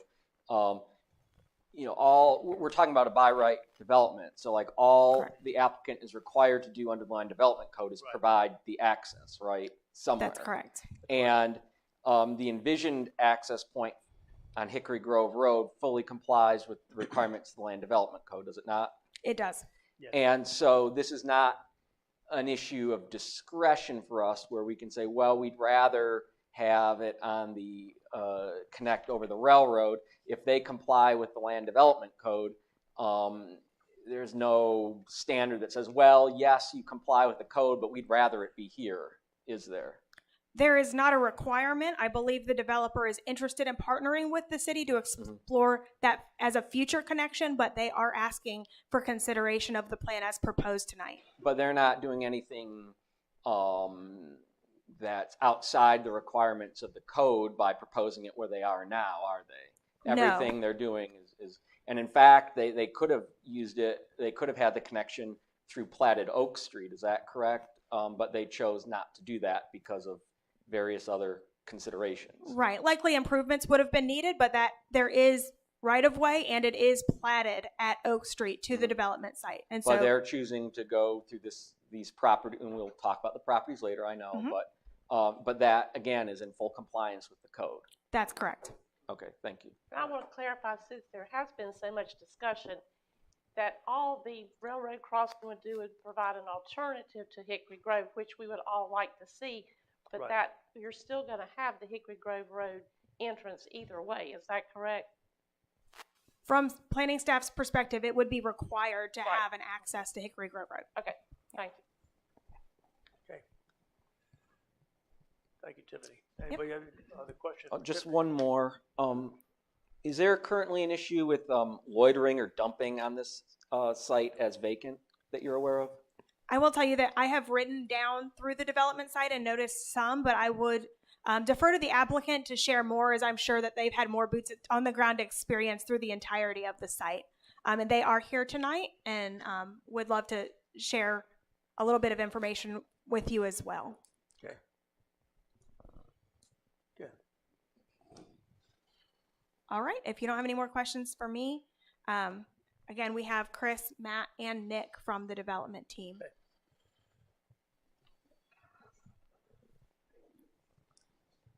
Thank you, gentlemen.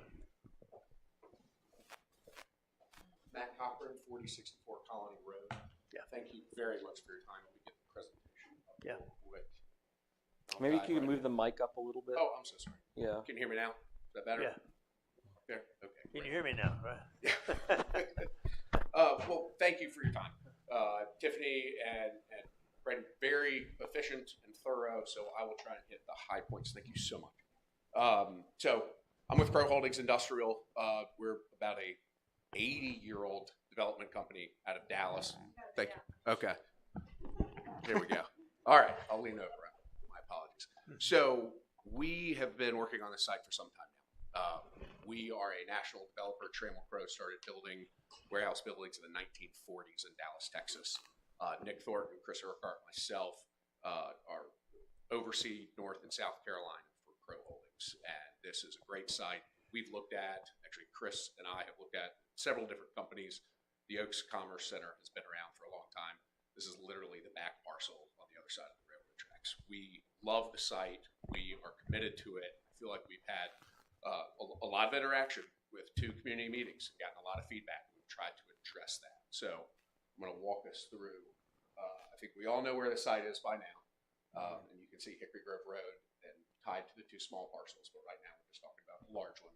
So what we're here for now is to discuss the by right, currently zoned BCD major development plan. We've gone, in my opinion, and I believe others would agree with this, we've gone above and beyond to make sure that you all are armed with checks and balances and controls. We have agreed to come back and tell you who the end user is. If we have a more intense user, we're going to have to come back and we're going to have to show you what we're going to do to improve the roads to get you to approve it. So there are very few developers who would agree to that. with the checks and balances we've given, we feel like all the items we've done for the community, looking at the site plan, we've got literally landscape and buffers around the entire site. We literally are planting plants to screen the railroad. It's that level of all the way around. We enjoy building buildings that look nice. We want to make them look like a Class A office from the front. We saw the architecture earlier, and we'll get back to that. But a lot of the feedback from the community meetings obviously dealt with congestion. That's one big item we did from day one, is to show that large loop road. So a lot of people would not even build this, or would say maybe that's a future road. We're committing to do it day one. We also got feedback, hey, we don't want to see a guardhouse up here to prevent and possibly create congestion on Hickory Grove Road. So we agreed to move it back. Got more feedback, moved it all the way back. We can have 10 trailers queue right there. I believe a couple questions that I heard earlier.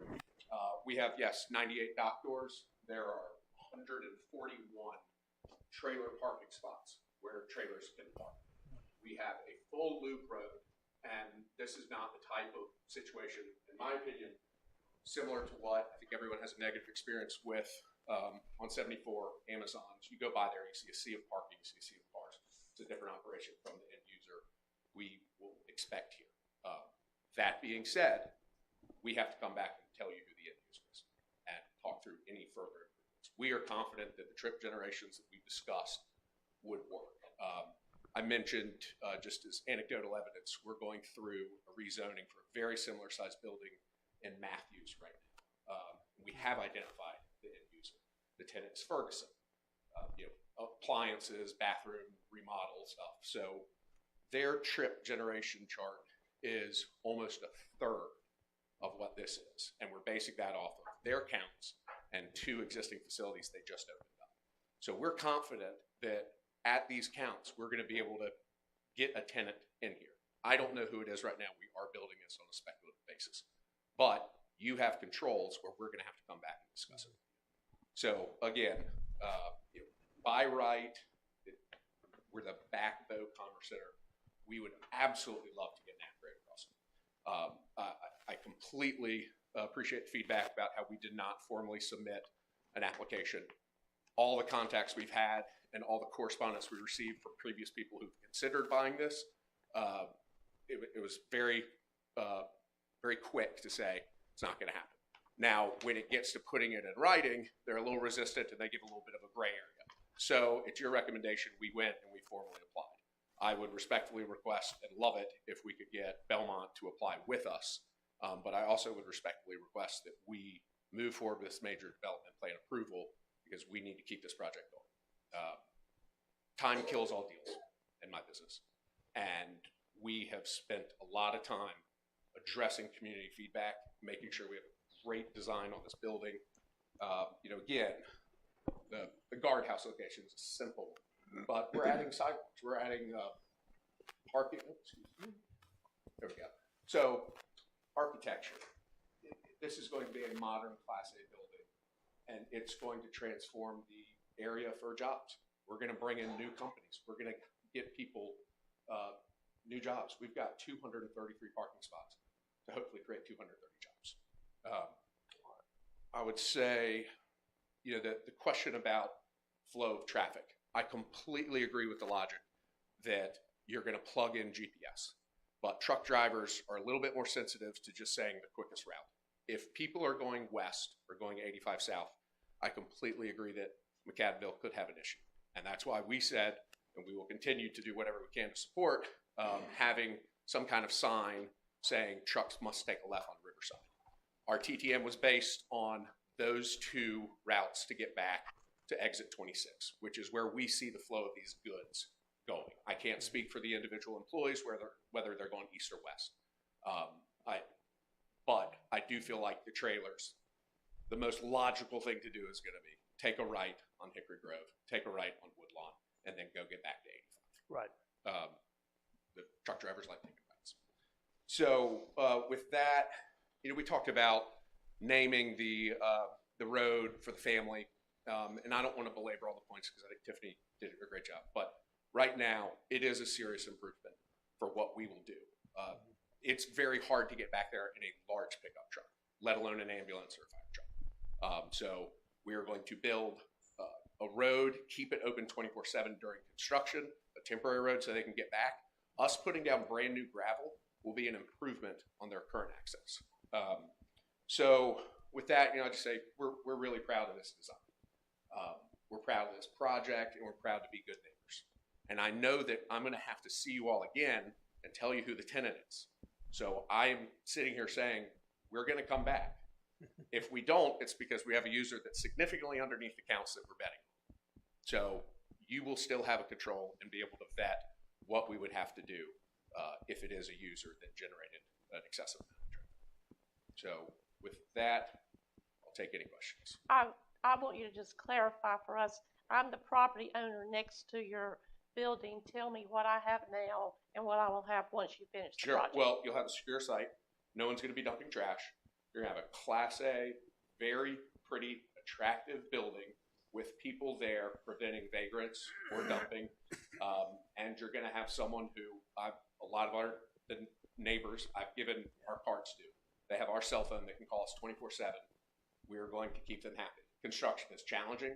It's about a year-long duration, but we do things that other people don't. Just having a water truck on site to make sure that there's not muddy wheels getting out on Hickory Grove Road. Just little things like that would make a difference, and being available. Again, I'm the property owner. I don't have a paved road to my house now, but I will have then. Is that correct? Correct. Okay, thank you. Just a quick question, especially since the Amazon thing keeps coming up. Yep.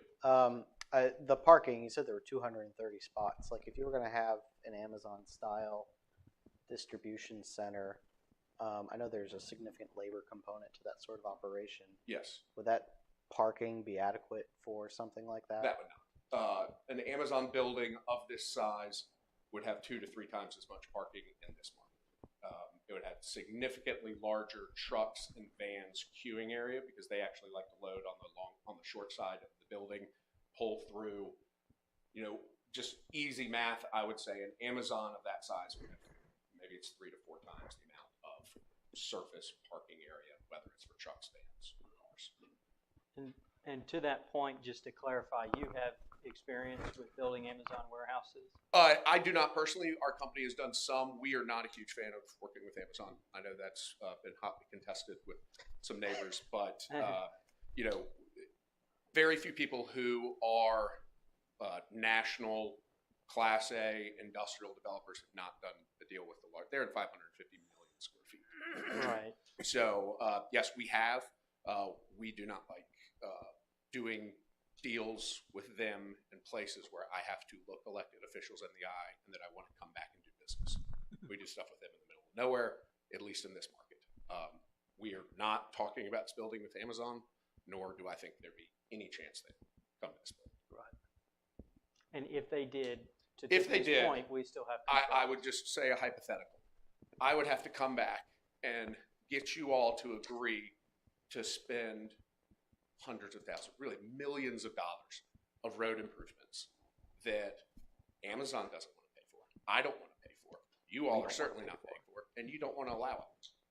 Yeah. So I'm not building this thinking, oh, I'm going to get the major development plan, and then we'll just come back and say, hey, Amazon did do it. They're not going to have the amount of traffic that we all know they would. So again, checks and balances, we've given you adequate controls to make sure we have to come back if we have a more intense user. Right, and I mean, again, I'm just kind of speaking out loud. As I would take that as you are confident that that's not going to happen, because again, time is money. Is you have to build this, get the end user in there, and then proceed. Not to come back to us. Correct? Yeah, yeah. Our goal is to find a tenant who we're confident. We're making a very large bet here.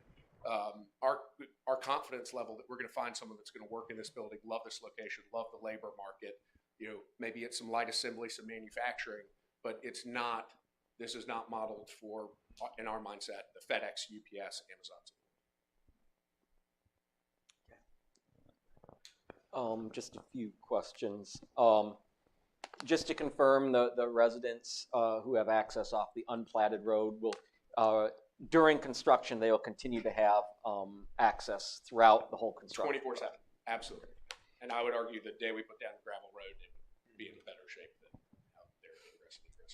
And speaking of checks and balances, we've talked about how once you identify the end user, you come back and hope, you're confident that the trip counts and everything will hold up. And just to tie up that loose end, because I forgot to ask Tiffany, if for some reason it's a more intense user and they go back and they rerun the analysis and some mitigations are identified, whether it's turn lanes or whatever, I'm assuming based on the way we've set this up and what the conditions that we've put on the plan documents, that you would then have to undertake whatever mitigations were identified before you could get approval before you could get permitting. Yes, my understanding would be that whatever we have to do based on Kimley Horn's analysis and NCDOT's approval and what you all would agree to, we would have to agree to do that ourselves. So before any correct, permit before we could get a CO on the building. And just one. Or sorry, to be fair.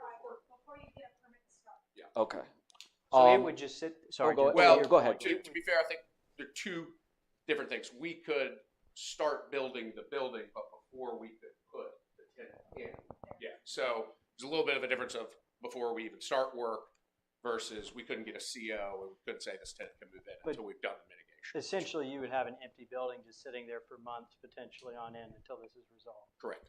Yeah, that's not something we're excited about. And one last question: you talked about you've made the formal application, and I think we can talk amongst ourselves, but I think we'd all be happy to sign on to that application as we did with River Mist. On the off chance, since nobody seems to expect it to be approved, on the off chance it is approved, how would that affect what you do? I'm assuming you change the site plan to accommodate that. How would that factor in once we? Effectively, we'd be bringing the at-grade crossing where we're bringing the utilities right here. Mm-hmm. So we just connect up there, and we'd be more than happy to say no trucks leaving on Main River Road. It would be a huge positive thing for us to be able to get the at-grade crossing. And we've done that. We just did that with the Gaston College. We said no trucks off of a couple of the entrances, didn't we? The side route there, yeah. But again, going back to the GPS argument, because the drivers do use GPS, but they also look and say, hey, that's a lot of turns I don't want to do. Yeah. They're going to plug it in and see, they just pop right out on Woodlawn and get right to 85. So that's a huge boon. That helps us with a potential tenant. We are completely in line with, I can't say it enough, I would love it if you all would agree to sign on the application, because I do believe it would add a lot of weight and influence. And maybe this question's for Adrian. How is it that there was approval of the crossing at River Mist when everyone seems to think that this proposal is dead on arrival with DOT? So River Mist was working with Norfolk Southern, and the attorney for River Mist worked with Norfolk Southern, and that took a while to get that done. This is with NCDOT Rail Division, so a totally separate railroad company.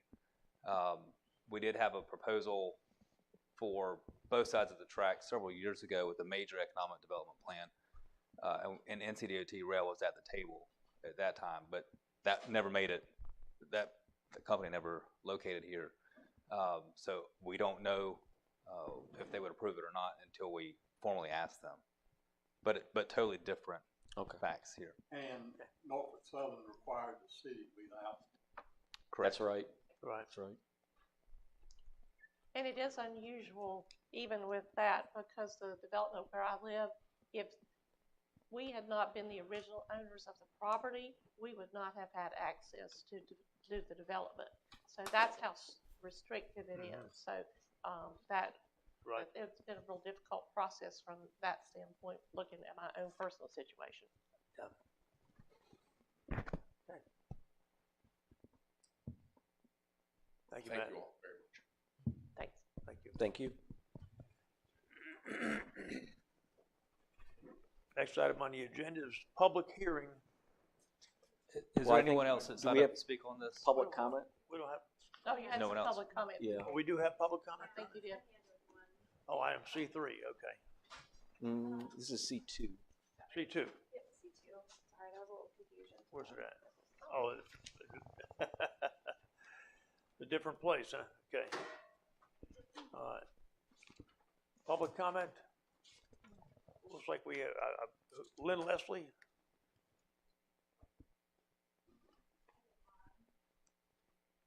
Huh? She's She declining, declined. she is not gonna speak. Okay, and Ron Crawford?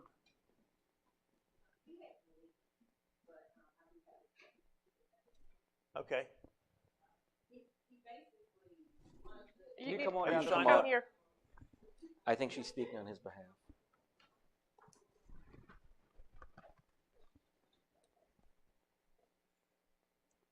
Good evening.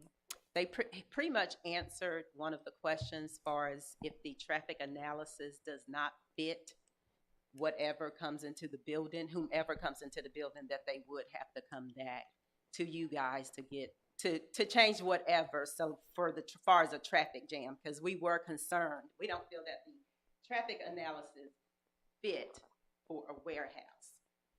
But the biggest concern was ambulances and things like that being able to get down Sure. into the Crawford's property. Yeah. If something arises for some reason. So we do appreciate the honoring of the property. And so we're glad that they put something in there that if whoever moves into the building and it causes a traffic jam, that they will have to revisit that. The other question, basically, you're talking about the railroads, and I know that's something that is not approved yet. So I just want clarification as to where that traffic is going to come through. Are you saying it's going to come through our property? It would not come through your property. Okay. It would be on the plan. On the right side. Oh, okay. Okay. So that was a concern about it. Because I thought you were saying, somebody said something earlier that we would have to use Crawford Oak or something. So currently, the access is utilized by both vehicles and trucks, right, as proposed and as drawn. So what we were saying is if there was potential for a future connection across the rail, we could relook at the types of vehicles that were utilizing each access. Oh, well. Yeah. Okay. That's it. Thank you. Thank you. Okay. All right, we've got a public hearing on continuing. There's still, No, it's not a public hearing, it's a public meeting. So we're not going in and out of, it's something I didn't get Well, clarification but with them either, so we're not in a public hearing. Okay. but there's still some people signed up to speak and public comment. That is my understanding, and some of the names may have signed up on a different form, and so we apologize for any confusion, but I believe there are a couple members of the public that were intending to sign up for public comment for this item, so I'd respectfully ask if they could identify themselves, they'd be allowed an opportunity. So there's people that are signed up potentially for the annexation so go through these names to see if anybody wants to come up and speak. Because we're not at the annexation part. Correct. Right. but Okay. Yes. Well, here's a gentleman here. What is your name? I'm Randy Russell. So I own this the is property Randy. at 622 Right here, Hickok okay. Road, where the adjacent lot where they're wanting to make this entrance at. I'm opposing that because I'm wanting to be with y'all to see if they can't get the railroad crossing made, whether it's building a bridge or however access to get over that way. But what I'm looking at is the more traffic on Hickok Grove Road, it's going to be an impact there, especially with the 18-wheelers and even the people, like say in McCabe, are against this. They don't want the trucks coming through there. I personally don't want them in and out right beside my garage either for all the traffic coming through there. So I'm against on the line of sight. I'm opposing that.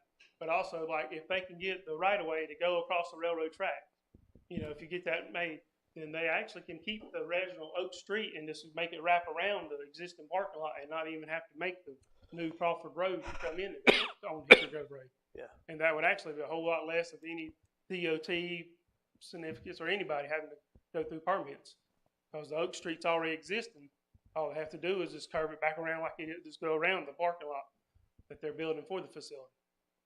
And that's still access for the people there that live down in there.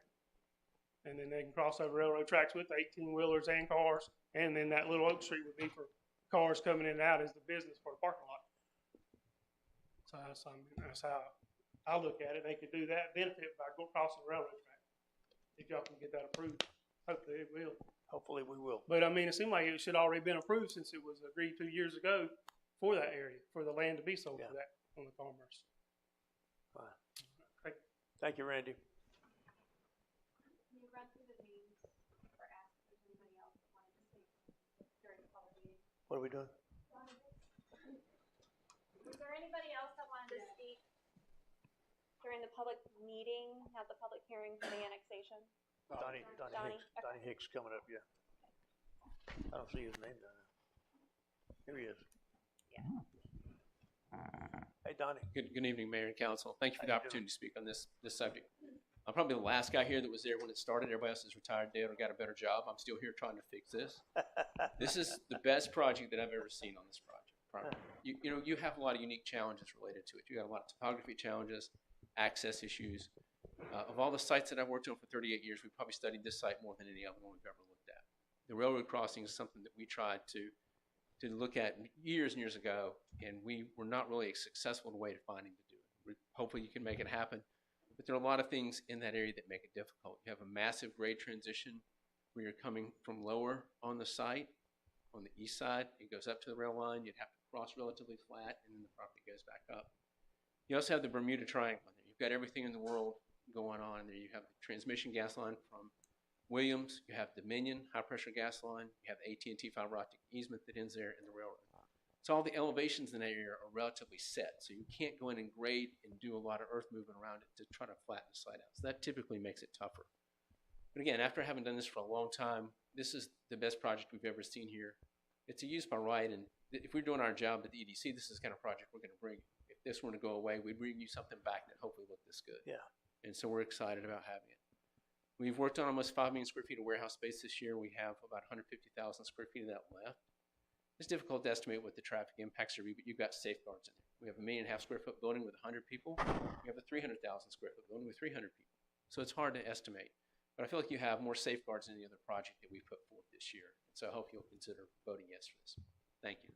Thank you, Donnie. Appreciate it.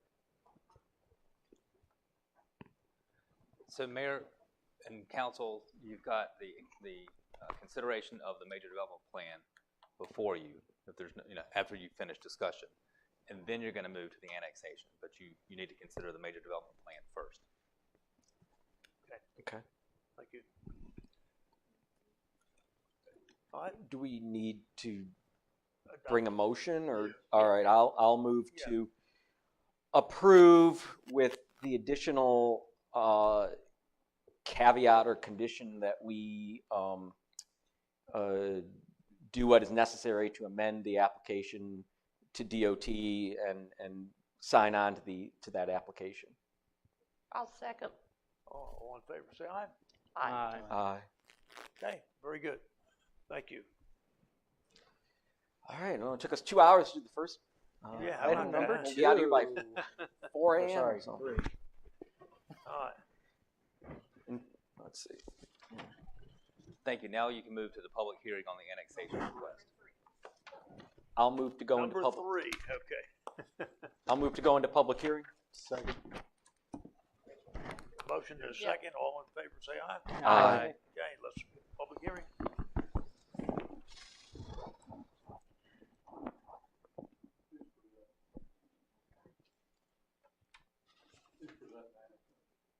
I can, or Adrian, you can, whichever council would prefer. So the annexation public hearing for this site, you've got the 2 parcels. I don't know if we have a map. We do, yes. I don't know if there's some background data. We also have Yeah, so this, as you remember at the last meeting, the clerk certified that this does meet all the requirements for annexation. This property is outside the city limits, which is why it needs to be annexed. It does meet all the statutory requirements for annexation. If you have any questions, we'll be happy to answer them. And again, just for clarification, this is the small little portion that is the connection to Hickory Grove Road, not the entire parcel where Correct. the warehouse. You just approved the site plan on the large green piece. This would be the 2 beige pieces outlined in red.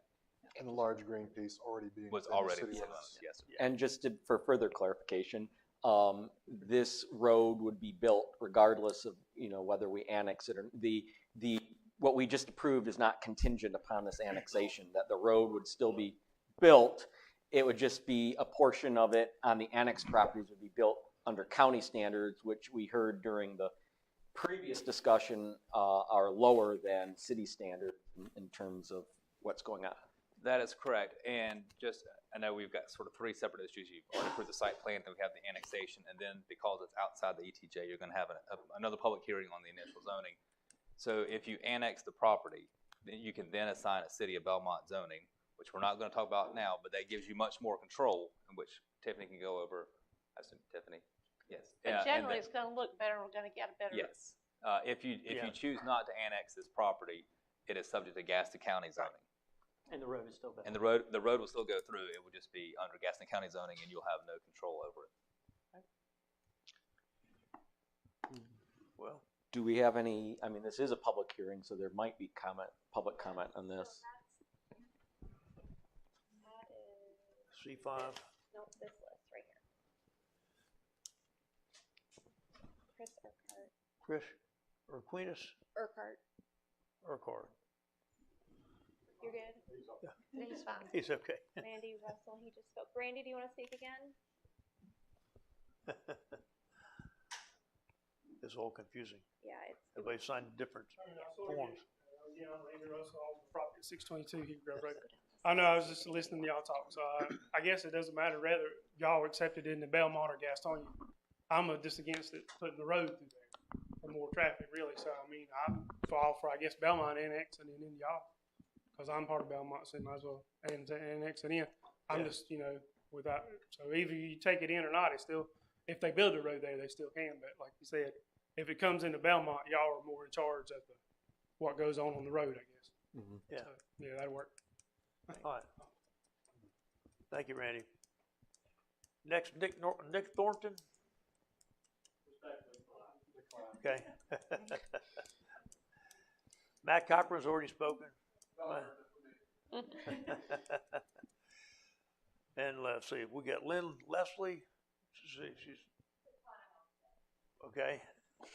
And Ron Crawford again. He left. Okay. Good. That's all we have. Move to come out of public hearing. Second. Jim got it. All right. They moved to come out of public hearing. So all in Second. Move to come out of public hearing. Jim seconded. Seconded. All in favor, say aye. Aye. Okay, we're out of public hearing. Next, adoption of an ordinance approving the continuous annexation request for 2 parcels on Hickory Grove Road. Just need a motion to, I motion to approve this. I'll second. Motion is second. All in favor, say aye. Aye. Okay, very good. But we're not done yet. Okay. So this is the third step. You've approved the site plan. You've just approved the annexation. Now you have to assign a City of Belmont zoning for this because it's currently zoned Gaston County. Right. And so Tiffany can give you a brief presentation on the Move initial to go into public hearing. Second. Got a motion and a second to go into public hearing. All in favor, say aye. Aye. All right, let's go. All right. Perfect. So again, this is part 3. This is zoning map amendment 2022.05 to assign zoning for the 2 parcels recently annexed onto Hickory that are located off of Hickory Grove Road. The request before us tonight is to establish a conditional zoning district for the newly annexed parcels, which are identified by parcel ID number 183195 as well as 183196. One of the parcels is located within Gaston County C1 light commercial zoning, or previously was, and the other was previously zoned R1 single family limited. Together, these parcels represent 0.66 acres of land, and the request is to assign business campus development conditional district zoning. This is being recommended in order to be consistent with the adjacent business campus development zoning that is already located on parcel ID 306477, but with a conditional district that would limit the uses within that broader zoning classification to what is shown on the proposed site plan, which includes the design of the new roadway as well as the associated buffers into the new development. For reference again, the parcels in question are those that were newly annexed, shown here on the map. And again, shown here with the surrounding zoning as well as the Gaston County zoning that was formerly applied to these parcels. Surrounding this site, we see to the northeast, the use is primarily single family within the county and designated as R1. To the east, the property is vacant, but does have a BCD Belmont zoning classification. To the south, there is a mixed variety of uses that include both residential and commercial with C1 use as well as BCD, so both county and Belmont on that side of the property. And then to the west is single family R2 county designation. A quick look at the site plan specifically located on these two parcels is shown on the screen, which does include the proposed stub of the new roadway, as well as a 30-foot wide type A landscape buffer that is comprised of both undisturbed plantings as well as new supplemental plantings to ensure that the 30-foot buffer is met and in some cases exceeded for the site. You also see on there that there is a sub out for the required sidewalk that continues up to the extents of the parcels. Again, the platted roadway is proposed to be public, but privately maintained all the way to Hickory Grove Road. The developer has indicated they have interest in locating a monument sign adjacent to Hickory Grove Road in order to notify the community about what's going on the development site, as that's the access point for the proposed project. And so that may also be included, but is not currently shown on the site plans because a specific location would need to be identified and then permitted separately to ensure compliance with the City of Belmont's sign regulations.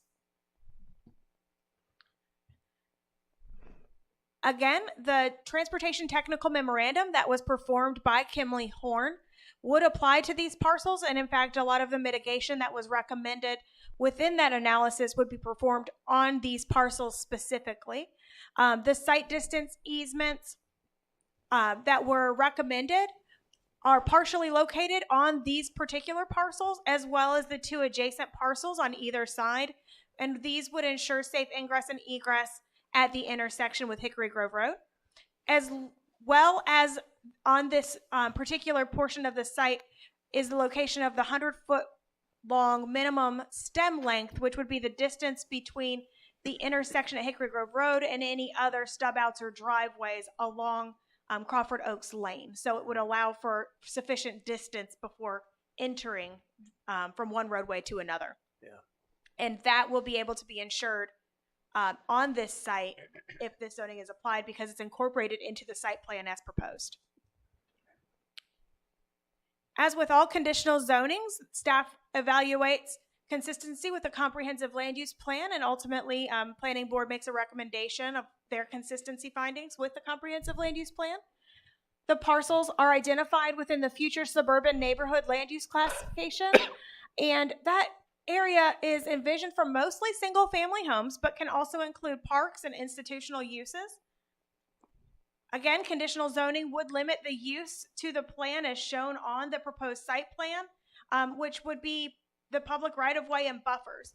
And those uses, roadways and buffers, are found in every single future land use designation within our comprehensive land use plan. And so that ensures it's consistent. This project as proposed also facilitates the implementation of our comprehensive land use plan goals in the areas of mobility, infrastructure, and intergovernmental relations. This project, as we stated before, both of these parcels were included in the overall plans that were discussed at the two community meetings. Again, one held in August and one held in September for the overall project. And we've already talked about the questions and concerns raised and the developer's response to those. Specifically as impacted on this portion of the project site, again, we can look at the mitigation as recommended by the Transportation Technical Memorandum that evaluated specifically this driveway entrance onto Hickory Grove Road, and that's been included in the site plan, along with ensuring that the buffers for the adjacent property owners are continued to be installed and maintained effectively, and by improving and or allowing the access at this point, it would minimize traffic impacts on the currently platted Oak Street that has frontage on this parcel, as well as, again, facilitating improved access to the adjacent parcels to the south for the Crawford family. Planning Board did hear this item on their October 20th meeting, and public comments were the same for holistic view of the project. And so this one also received a 5-to-1 vote recommending approval of the schematic plan as presented. It is with that we ask City Council to receive the report, hear any public comments, and consider the Planning and Zoning Board's recommendation of approval, ultimately with a motion to either approve as presented, approve as modified, or disapprove, and respectfully ask that you make the 2 required findings: one, that it's in a reasonable request and in the public's interest, as well as that it's consistent with the goals of the comprehensive land use plan. And if you have any questions, I stand by for those. I have one. Yes. Were the parcels that we just annexed, did I read somewhere that the goal is to combine them with the adjacent parcel that's already in Belmont? That is my understanding. Since it was annexed and if zoning can be applied, the applicant can speak to this, but my understanding of every communication I've had to date is they see this as one parcel, one site. It's just currently not one parcel or one site, and so the plan would be to develop it accordingly as a whole So how project. would that work with part of it being BCD, CD, and part of it being BCD? Yep, so it's just that those areas would be overlaid on that portion of the project, so it wouldn't change anything, Okay. even though the parcels would be combined. The Okay. areas would still remain. All right, thank you. Any other questions? No. We have a motion to come out of public hearing? Do we have any public comment? Does anyone I sign don't up think to anybody speak? signed up. Not that we have, that we know of. Same people as, Well, Does anyone want to speak on the zoning for this project? I'm not seeing any takers for speaking at this public hearing. Oh, We do hold have. on. Oh, we do have it. Welcome back, Randy. You should be a politician. You never give up. You never give up an opportunity to speak. Once again, I don't know. All I'm just doing is I'm really opposing putting the entrance there through those 2 parcels on the Hickory Grove Road. I'm wanting to go the opposite way across the railroad tracks because that would be more everybody going into Oaks Commerce Parkway and coming out near Woodlawn. So that'd be no traffic or less impact on Hickory Grove Road. That's pretty much it. And also, I'm still against the line of sight on my property there wanting to take to approve that road. okay. Move to come out of public hearing. Second. All in favor, Alex. say aye. Aye. Aye, okay. Next. Consider the approval of an ordinance for ZA 2022.05 of zoning request for 2 Hickory Grove Road parcels, a request for conditional zoning assignment, and in conjunction with the filed petition of a continuous annexation of a major development plan. Jim, this is your favorite. You All get to right. do this. Well, I'll first move to approve the ordinance. Second. Motion and a second. All in favor, say aye. Aye. I will now move to find that this project is a reasonable request in the public interest because it proposes a public road with landscape buffers to service adjacent non-residential and residential properties and is consistent with the mobility, infrastructure, and intergovernmental relations of the adopted comprehensive land use plan and all other applicable plans. Okay. Well said. He's hoping for a bonus. Spoken like an attorney.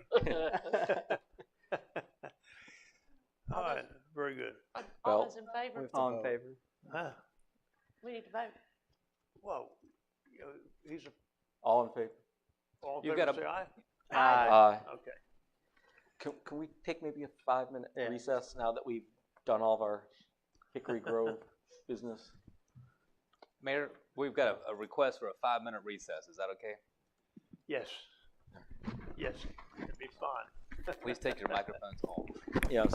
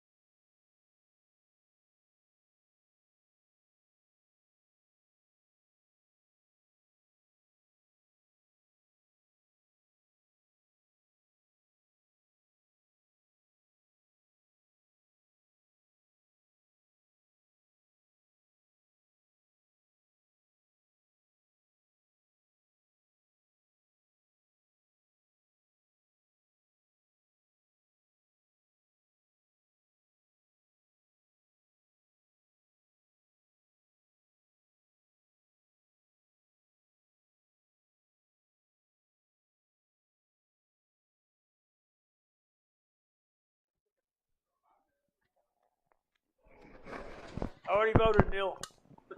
Already voted. Early voted.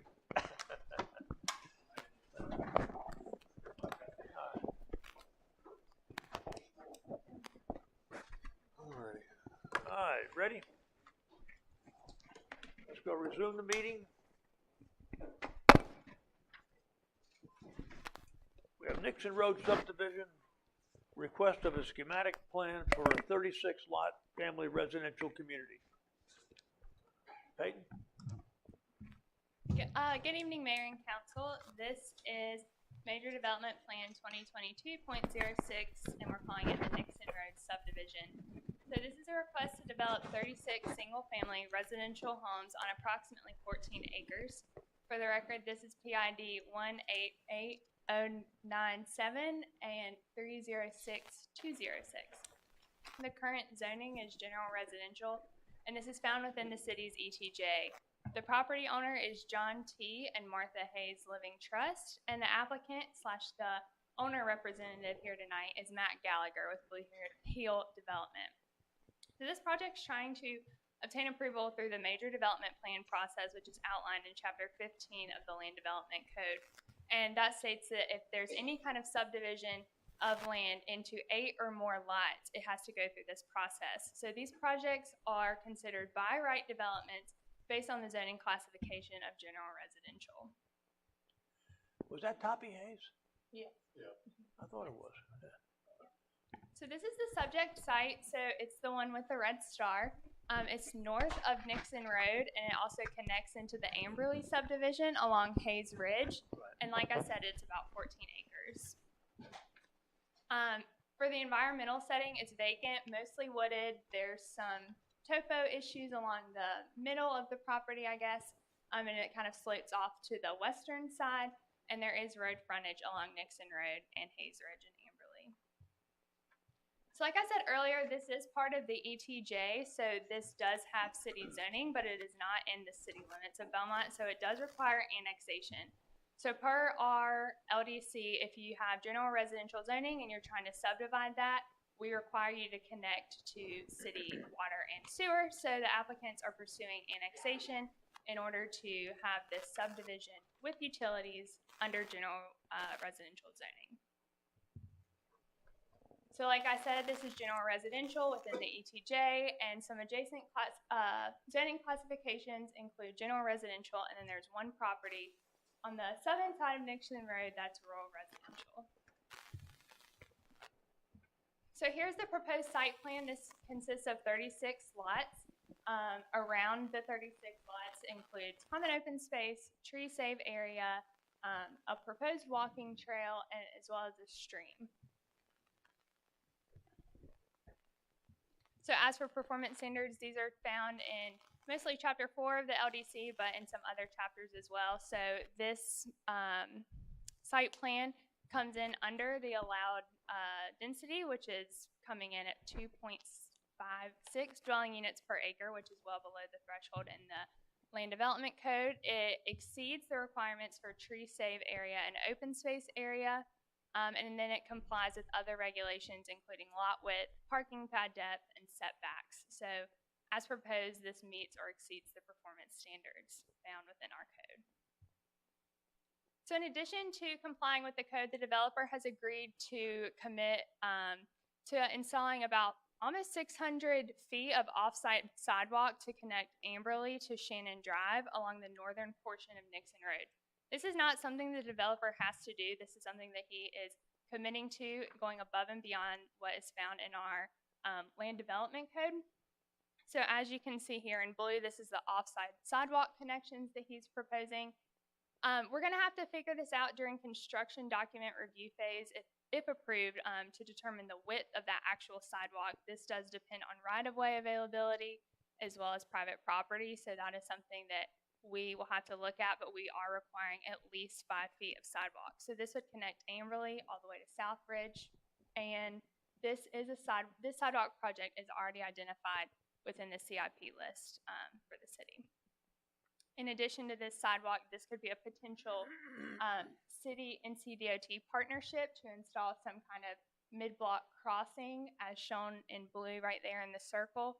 So the sidewalk actually picks up on the southern side of Nixon Road. So just to make sure that our pedestrians are safe and kids walking to school, some kind of crossing would be needed there. So if the developer installs the sidewalk, it would, staff feels that that would be fair for the city to partner with NCDOT for some sort of crossing mechanism there. So as for utilities, city water and sewer connections are available and the capacities have been approved and verified by city staff. In addition, this is another above and beyond thing that the developer has committed to. He has committed to abandon the Southridge pump station. So that's found kind of circled in red in that general area. Anytime you can take sewer from pumping to gravity, that's always a plus because then you don't have to do pump station maintenance, so that saves staff time, saves taxpayer dollars. So that's a huge plus to take that pump station offline. However, taking this offline means that the development would need to have gravity sewer, and to continue gravity sewer, the developer would have to connect to the Amberley sewer system right adjacent to the property. So in order to do this, they have worked with the Amberley HOA to obtain an easement for this sewer. This is in their tree save area, so the developer is required to mitigate any trees that have been taken out of that easement. So in doing so, staff has worked with the developer to provide to have a replanting plan on the Amberley site, so that keeps Amberley in compliance with our tree save area. All the trees will be mitigated, and it will kind of just be like nothing ever happened. So as for transportation, staff confirmed with the city's traffic consultant that a traffic impact analysis would not be required for this project. We looked at the thresholds for the regular projects, and then we also looked at the South Point overlay numbers, and neither one would require, or based on those counts found in those sections, this project doesn't come close to either one of those thresholds. So no traffic study was needed, but we did route this to NCDOT, and there were no comments from them or any recommended approval or improvement recommendations. So as for architecture, the applicant has provided an architectural packet, which is in attachment C of your report. In addition to that, he's using those as examples, but he has generated a list of architectural commitments, which is found in attachment D of your packet. And these examples kind of outline some of those features that he's committed to. So that includes gables, recessed garages, and so forth. So he just wanted to show what that may look like, but also has just written out a list of what the architectural commitments must be for this project. So this is something that is above and beyond. We don't require anything like this. This is a by right development, so architectural commitments aren't required. He's just committing to those for the future. So as for the community meeting, the development team held a community meeting on Tuesday, August 16th at the First United Methodist Church. There were about 10 residents that attended the meetings, and they had some concerns about the tree save area, connectivity into the Amberley stub out, and buffers between the proposed and existing lots. So the developer has added a voluntary 10-foot buffer adjacent to those lots, and that's shown in the light green behind lots, I believe it's 25 through 36, and then 1 through 10.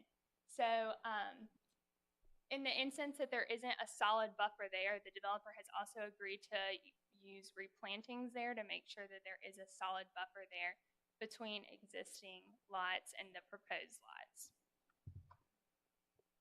So this project went to planning board in October, October 20th, 2022. There were no public comments. Some board members just had clarifying questions about the schematic plan, just like how things are calculated and so forth, but the Planning and Zoning Board found the schematic plan to be in compliance with city ordinances and ultimately recommended the City Council to approve as presented unanimously with a 6-0 vote. So as previously stated, this is a major development plan, and the intent is to provide a fair and equitable process to all interests, including petitioners, affected neighbors, city staff, planning board, city council, And the schematic plan has been reviewed by staff, a community meeting was held, project notifications have been sent, the planning board reviewed it. So in summary, this is a proposed 36 single-family lot subdivision off of Nixon Road that complies with the ordinance and our land development code and our general residential zoning district. The planning board recommended approval, so I ask that the city council receive the report, hear any public comment, and consider the planning and zoning board's recommendation of approval and ultimately make a decision on the project. Are there any questions? So I have a few. Yeah. So in regards to just kind of to touch base on the annexation, we are going to be potentially, what's proposed to annex this property. If we don't, is it safe to say, I mean, this property is going to be developed whether or not it's in the city or in the county, correct? So the city's zoning is on this parcel right now. So okay, so I guess maybe if I reframe, so if we do not accept this, we in theory would need to relinquish the ETJ because we've just devalued this property, which then would default to county zoning. Is that correct? that is correct, and that would just default to Gaston County standards. So, and then let's just say the intent at the end of the day is to develop this. We would not get any of the buffers that are in our current ordinance. Is this, and correct me if I'm wrong, does Gaston County have the same type of buffer requirements? I can't answer that. I'm not sure what they I don't think so. I mean, typically city standards are a little bit More strict. aggressive, yeah. But right, exactly. But I'm not sure specifically what Gaston County would require in this situation. Because we have what 2.96 of the 13.75 acres of tree save. Dwelling units per acre, 2.56, so almost 2.6 there for 36 homes. What I was trying to get to without the 20% requirement, which they're at 22%, I mean, theoretically, they could put more homes there if it was through the county. I understand that it would be, septic potentially. Well, no, they would have to hook up to our water, I would assume, and there's a hookup there. So if you left general residential on the property, we require water and sewer. So I guess they would have to come before the board and obtain utilities. I guess what I'm trying to get at is, there's a lot of the stigma that we as the city just annex property to allow more homes. And I'm definitely not against growth. I think, smart growth, growth that benefits the community and the city. What I'm trying to get at is if we look at this from the county perspective, we have no controls over this. And in my opinion, I mean, I don't know if Peyton or Shelley or someone wants to comment on this. I think they could get more homes, less tree save, and actually potentially no buffers for the existing communities. I mean, do you think that would be a fair statement? I'm not sure. I know sometimes well and septic, you have to have larger lots. Right. That's correct. I'm not sure we haven't explored that with Gaston County to see how many lots, quote unquote. Yeah, Right. Peyton's correct. You would have to have larger lots to Right. accommodate a septic system. But 2.5 acre lots, you think? No, it wouldn't. No. You, Yeah, no, you Shelley need to can tell have you. 1/2 to 3/4 acre lots at least. So. So if this was to revert back to the county, we would definitely discuss what zoning they're proposing to apply there. But the minimum size lot in Gaston County is dependent upon if they can connect to any utilities. So imagine the larger lot is if it's well and septic. I want to say that maybe it's 1/3 to 1/2 acre lot would be required for septic and well, but don't quote me on that. I haven't followed up and double checked them. So to answer your question you asked about they'd be able to get more lots, we don't know that because it depends on what zoning designation they place on there. The county does not have the strict ordinances that we have requiring tree save and the amount of open space. Typically on large lot subdivisions in the county, they don't require the open space. Of course, we require curb, gutter, sidewalk. They don't have those regulations. Any development that would occur on that property still will use our roads as well as our schools, and so that's something to think about as well. Okay, yeah, and I guess really for me it's just trying to drive the narrative that we have more controls and stricter ordinances, I guess you could say, in place that safeguard and protect our residents in the surrounding area. And that's one of the reasons you initially had ETJs, so you had some control. and could do all that kind of thing. So this actually fits with that concept from years ago. Well, let me ask you a question. It was last month or the month before, staff came to us requesting or bringing before us the option to go ahead and surrender all of our ETJ to the county, which this would have been a part of, because we have pockets of ETJ within the city proper.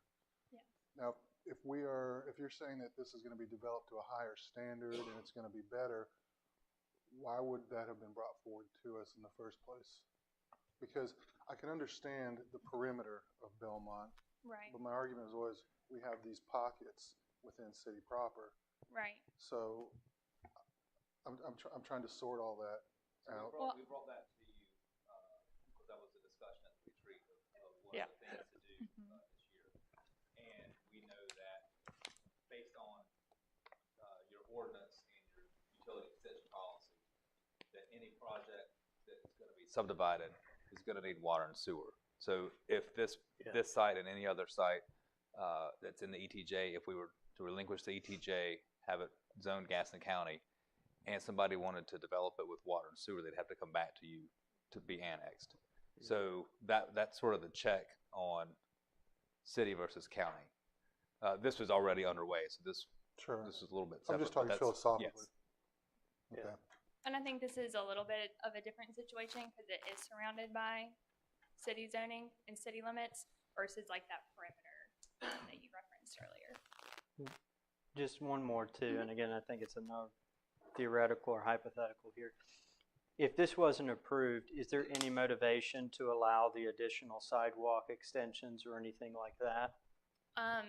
We wouldn't have any kind of mechanism to ensure that that would be built. That's in the CIP, so we would, if you want to do it, we need the city to pay for it. The city would pay for it as Right. opposed to the developer. Correct. Exactly. Yeah.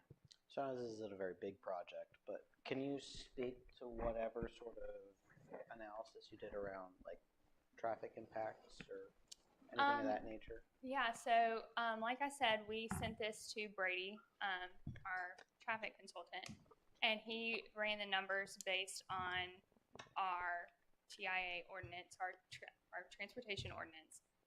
And he looked at this and generated the trips, estimated how many single family or 36 single family lots would generate. But he looked at this for the generic numbers, which is citywide, not on the peninsula. It was nowhere close to those numbers. And as you remember, hopefully remember, we have added the overlay south of Nixon Road. So this is right on the cusp of where the line is drawn for the peninsula overlay, which is more strict, which is a more strict TIA. He also looked at this project in comparison to those numbers, nowhere close. So based on that, he did not. So it didn't trigger our regular TIA or the more strict regulations on the peninsula. Exactly. Yeah. Okay. So staff didn't feel like any transportation study was needed because of that. Okay. Is that potentially because of a lot of I drove out there today because there was a lot of different connections other than just one road fitting into South Point Road. I mean, was that identified, that they have multiple alternative routes there? Because of the peninsula? Not necessarily, just feeding off into South Point Road. They can avoid that through other routes, correct? I guess we had a lot of workshops with planning board about that, and I guess that was just kind of the natural line between where the peninsula starts versus where the traffic kind of disperses more on the main land, if you could consider it that way. That's where that originated. Is the Del Webb community going to tie in to Nixon Road? It will. Yes, it will. So traffic could potentially go out to South Point Road or go up Parkway when it's built. Correct. Yes. Okay. Just a few clarifying questions. This off-site sidewalk extension, that doesn't go all the way down to the intersection of Nixon Road and South.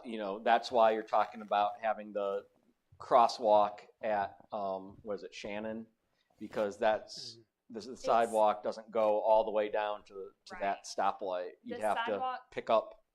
Yes, exactly. The sidewalk doesn't. Right. It kind of curves around that last lot at the corner of Shannon and Nixon. Okay. And then I think I saw it on the slide, but the Amberley HOA has approved this sewer easement, the replanting plan, and the replanting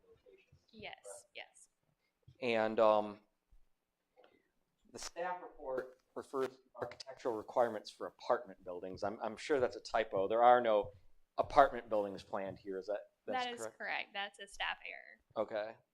And did you have anything else? No, I did Okay. not. That was my bad. There is so this is a by right development, but I thought I saw some conditions. Yes. How does that work? So we kind of have seen this similar to how we would do SUPs. If the developer has agreed to these commitments or conditions, however you would like to see that, we've added them to the schematic plan in the instance that if the project is approved and he chooses to sell it, those commitments or conditions, whatever you would like to call them, are tied to the property, not just the applicant itself. So they run with the land. Exactly, they Yes. run with the land. And to that point, is that above and beyond than what they have to do? Yes, absolutely. Yep. Okay.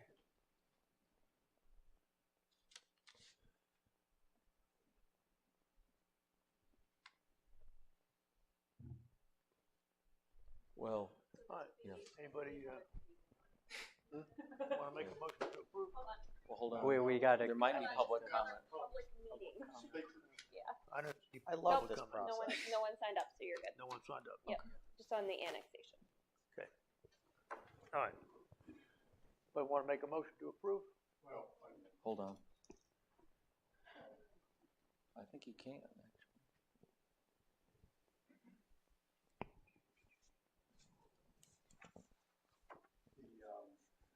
Just for clarity on the conditions, number 3 anticipates annexation by referring to meeting all requirements to connect to the municipal water system, but just in light of what I said earlier, I think it would be better to add including annexation to the city of Belmont at the end of that. To 3? Yes. All right. I'll make a motion to approve with the addition of including annexation to the city of Belmont to the 3rd condition on the plan. Yes. I'll second. Second, all in favor, say aye. Aye. Very good. All opposed? Very good. Next, we have a public hearing on contiguous annexation request for 2 parcels on Nixon Road. I'll move to go into public hearing. Second. All in favor, say aye. Aye. Okay, we're in public hearing. So similar to the annexation public hearing that you held earlier tonight, you have a request from the property owner to annex these 2 properties that are currently in the ETJ into the city limits so that it can comply with the major development plan approval that you just approved so that it could be developed with water and sewer. It meets all the statutory requirements for annexation, and it's already got the zoning in place, and now it has a major development plan in place. So if you annex it, then it can comply with the conditions you just put on so that it could be served by public water and sewer. And we've routed this with our staff, and since it's surrounded completely by city limits and it's in the middle of town, we can certainly provide services to this property. Yeah. So we're happy to answer any questions. In fact, if we chose not to annex this property, would the owners be able to develop it under the existing zoning in the ETJ? No, it would not comply with your condition to, it would not be in compliance with the water and sewer extension policy or the GR zoning, so. And what would be the legal repercussions of that? I would invite a taking action potentially. Okay. If you've eliminated a property owner's ability to develop the property on the by right. Yeah. Approval. Yep.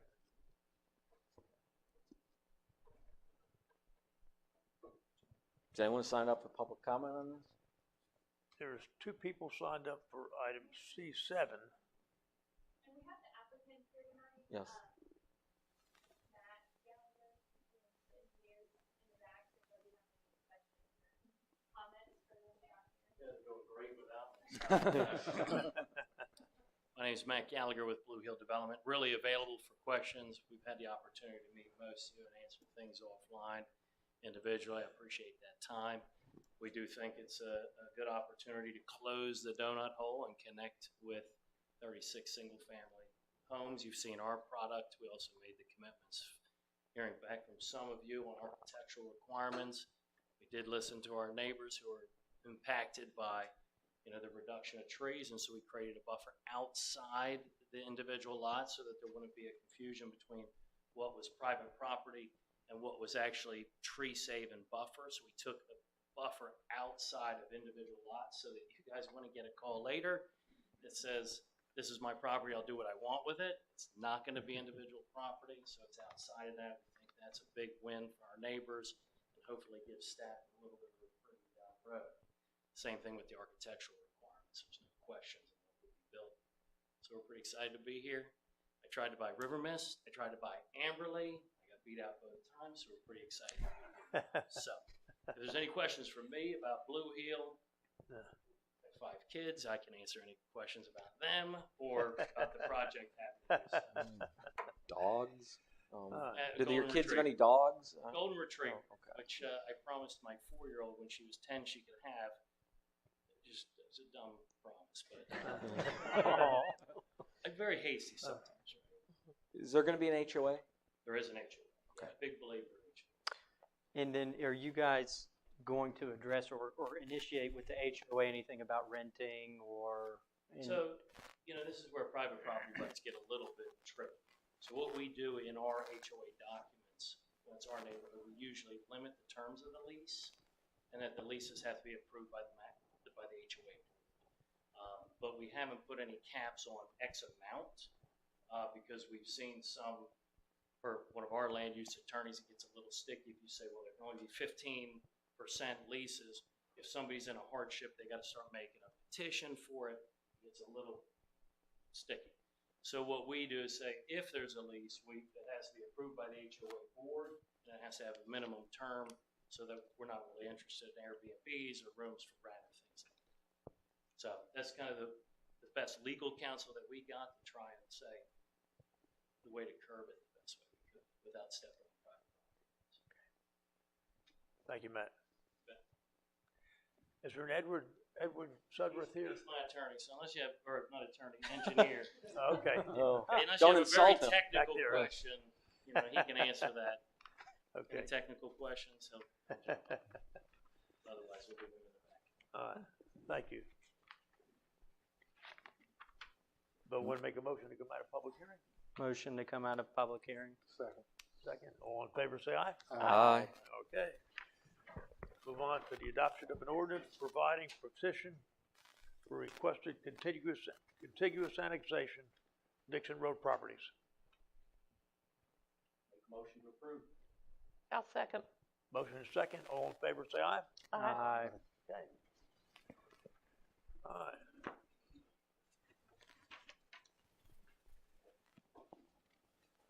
Next item on the agenda is C10, Carolina Riverside Architecture request to add elevations for exterior home style architecture to the approved architectural package for the future Del Webb community.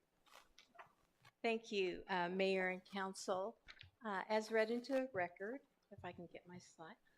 This is a request to amend the approved architectural package by adding new home elevations for the 70-foot wide and 42-foot wide lots within Carolina Riverside. You may recall the City Council approved this 809-unit senior active living community in May of 2021. The approved conditional zoning package included architectural conditions in an architectural package. There are, within the conditions of approval, there is the opportunity for the applicant to request amendment of architectural requirements at staff level.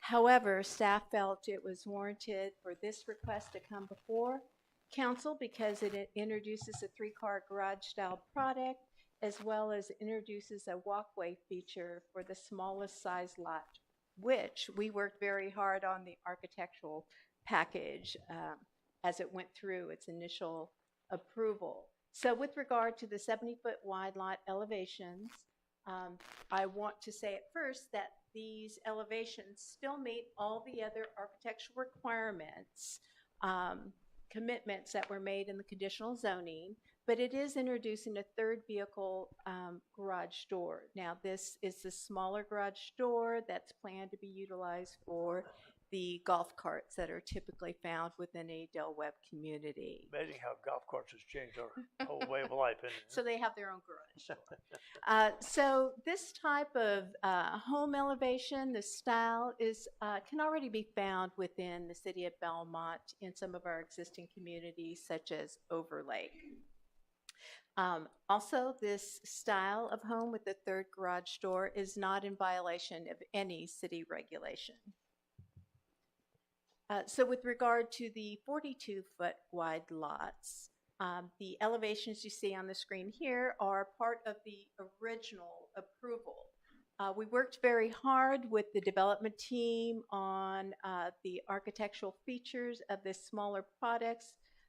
So if you can imagine a small lot with a prominent garage door, sometimes those style homes are referred to snout houses, where when you're driving down the street, the garage door is a primary feature. So we worked with them to develop courtyards and design pergolas and such to extend out, trying to widen the front elevation of the home. What they're proposing is actually to widen the front of the home by adding these walkways or these covered porches. So again, these are not replacing the other approvals. This is simply adding a new style for consideration by future property owners.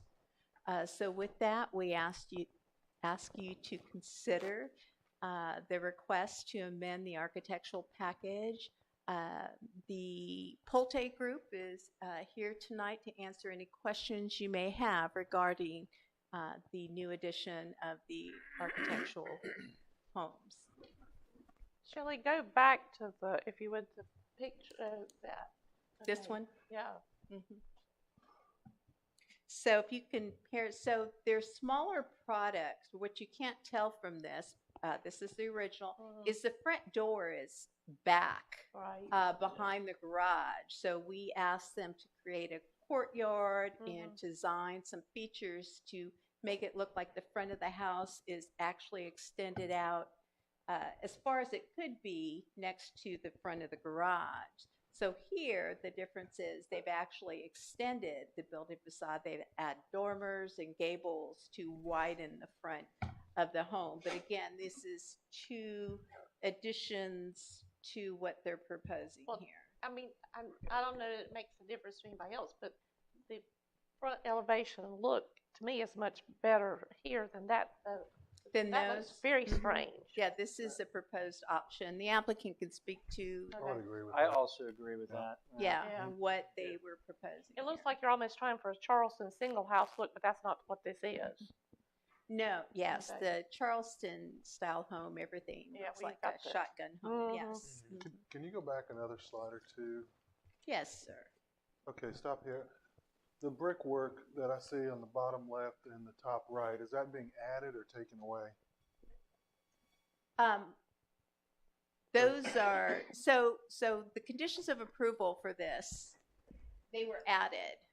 So first of all, I'm going to go all the way back. So within your package, or maybe I didn't add it here. Within your package, if you look at the attachment, it includes the original elevations and then these proposed additions. So this introduces a third garage door. It still meets the requirements of a minimum of 2 different building materials on the front facade of the homes, the enhanced garages, the wall sconces, and other vents and features above the garage and the gables. So it still meets all the other requirements.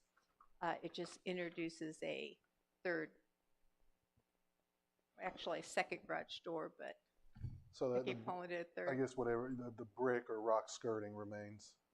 Yes, yes, and here you can see that they're proposing options that do not have a skirting as well. So these are 4 different options for this one style elevation that some include, 2 of which includes the skirting, 2 do not. And this is for the Del Webb retirement community. That's correct. And again, the applicant's here that can speak to a little more, speak to why these changes in elevations are proposed and. Yeah. Okay.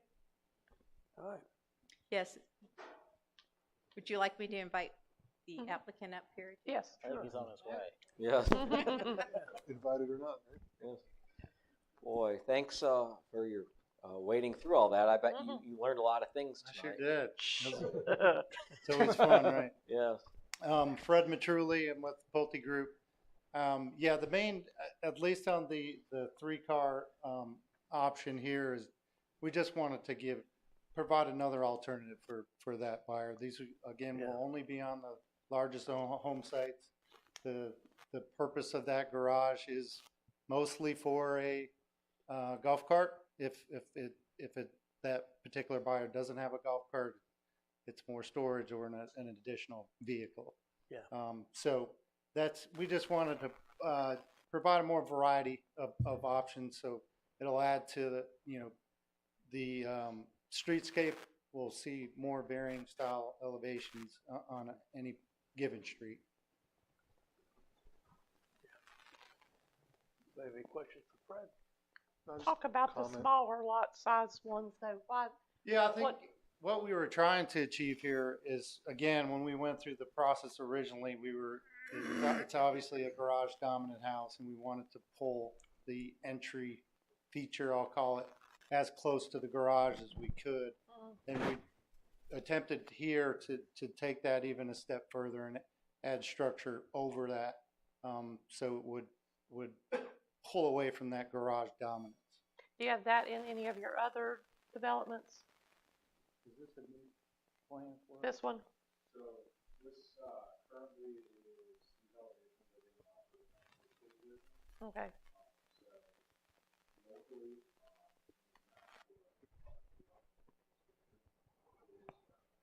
Okay. Okay. Thank you. Any question for Fred?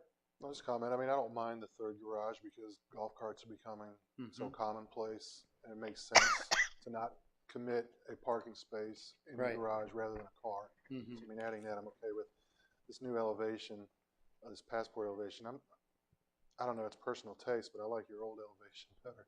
Well, those aren't going away. Yeah. Yeah, I mean, this is truly just in addition to what you have all approved previously. Makes sense. Yeah. So if you're adding this, I mean, is there a percentage or a mix of what you're proposing, a new elevation versus how this would not become predominant? Or? Yeah, so we have a monotony code in all of our communities, Del Webb, Pulte, Syntex, where we police ourselves so you don't have the same home over and over. And we wouldn't sell the same floor plan or elevation within 2 homes, side by to the right or to the left, and we don't do the same elevation or floor plan across the street from one another. So that'll give you more variety in streetscape. Anybody have any other questions? Okay. You need a motion of some sort? Sure. Well, Shelley, Adrian. We're looking for support of the addition of these elevations into the architectural package, if that's what you so choose. Okay. I mean, is there support for this new elevation? Yeah. It's not objectionable. In other words, even though I don't personally like it, it's another option somebody may like. But I don't have a problem with it. Yeah, I mean, I don't really have much of an eye for residential architecture, so I will defer to. I prefer Richardsonian Romanesque myself, but, which I saw some great examples of in my walk through old Louisville with my fiance during my recent ill-fated trip to that city. But I'm with Mark. I defer to the those of you that. If anything, it adds more selection, so it's not as standardized or cookie cutter, right? I mean, that's how I look at it. So we want to make a motion? Motion to approve as presented. I'll second. Motion is second. All in favor, say aye. Aye. Okay, very good. Next item on the agenda, selection of a contractor for ARPA funded stormwater capital improvement projects. Thank you, Mayor. That's I'd ask American our Rescue Public Plan Works Director, Bill Carroll, to present this. And I'm going to ask our stormwater coordinator, Hayden Davis, to come up to join me. She's going to be there just in case I can't answer a question you all have. So yeah, earlier in the year, back during budget discussions and even a bit after that, the council had expressed interest in using some ARPA funding for stormwater projects throughout town. We had multiple ones on the list that seemed to be sitting there. They were fairly low cost, so it seemed like a good idea to use some of that federal money to do those. So I think in discussions over the past couple of months, the city manager selected 3 of these projects to go forward with that. So those 3 projects are in front of you in the agenda memo. Those are Myrtle Street drainage improvements, Todd Street culvert replacement, and Clay Street culvert replacement. We went to 3 vendors that do this kind of work in town, in and around town, and those quotes are attached. And Enviropond was the lowest quoted. We have done work with them in the past. They've done a few other projects around town. They've always been easy to work with. We've got along with them. They've done good quality work. Also, they are a smaller business, so they're very quick to respond and work with us when we need them to. We did include in the budget, I included a little bit of contingency just in case we may run into utility problems or maybe a tree we have to end up taking down. I just want to put a little bit of a buffer in there just in case there's additional costs. But if we don't end up spending that, then that'll return back to the fund. Yeah. What are we looking at as far as like a construction timeline for these? Pretty quickly. Yeah, it depends on where you get the materials. But another reason why Environment was lower than the rest of them too is that he already has some materials on hand. So that helps with the price of it. It's very hard to get concrete, of course. Yeah. Okay. So hopefully fairly quickly, we want to get these rolling as quickly as possible. And just quickly, if you could, for these 3, so what are the problems that these projects are going to fix or solve or improve? They're listed on there, and these were already discussed during our capital improvement projects. So for the Myrtle Street one, it's impacted with tree-bound roots, so it's basically blocking the water going into the pipe. Right. The intersection with Myrtle, I can't remember the other road name, but that intersection right there before you get down to South Main, it floods there sometimes because of the tree-bound pipe. So we will fix that so that the drainage will not cause as much flooding. And then for the Todd Street, that's going to be the biggest one. So that was originally fixed. I'm not sure the timeline ago. It was a sinkhole around that area. We basically opened it up, and it's a gigantic 48-inch pipe just sitting there. And it's working fine, but not to its best. So we're basically redoing the whole thing and giving the owner back its property. So there won't be a giant hole in the ground anymore with the pipe coming out of it. So it'll be covered up, the pipe replaced, and the new culverts and junction boxes renewed as well. So overall, it'll look better aesthetically as well. And then the Clay Street culvert, that is where our lift station is. That's basically just a safety precaution, and it helps with the flooding into the lift station, and this will help solve that because the corrugated metal pipe has been failing. It's corroded, so we're replacing with HDPE. Yeah. Well, the replacement of giant holes is always a good thing. Yeah, that's right. I did notice though that in the Enviropond, they included some other Lincoln Street, Fairs Avenue, and Catawba. We just ignore that. So we had, and I'll let you speak if you need to, but we had quoted all the projects in our CIP to be funded this year when we first got this quote, and which is why those are included. Okay. So those will be funded with regular. Correct. Yeah. Okay, these 3 are ARP. Right. And do we need to have a budget when we make so our budget should be what, 172, that number? Or? That would be my recommendation, yes, to include the total cost of the 3 projects plus an additional 15%. Fine. I want to make a motion. Well, any other? I'll make a motion to approve these projects with the ARPA funds with a $172,212.50 budget. Second. Second. All in favor, say aye. Aye. Okay. Motion carries. And you approve EnviroPond as a contractor, Oh, correct? yeah. Yes, thank you. Yes. He got Yes, that. I approve, Need to amend it. approve the selection in EnviroPond as the, Yes. yes, thank you. Good. We know. Thank you. And thank you for bringing this. Thank you, honey. Appreciate it. All right. Wow. Next.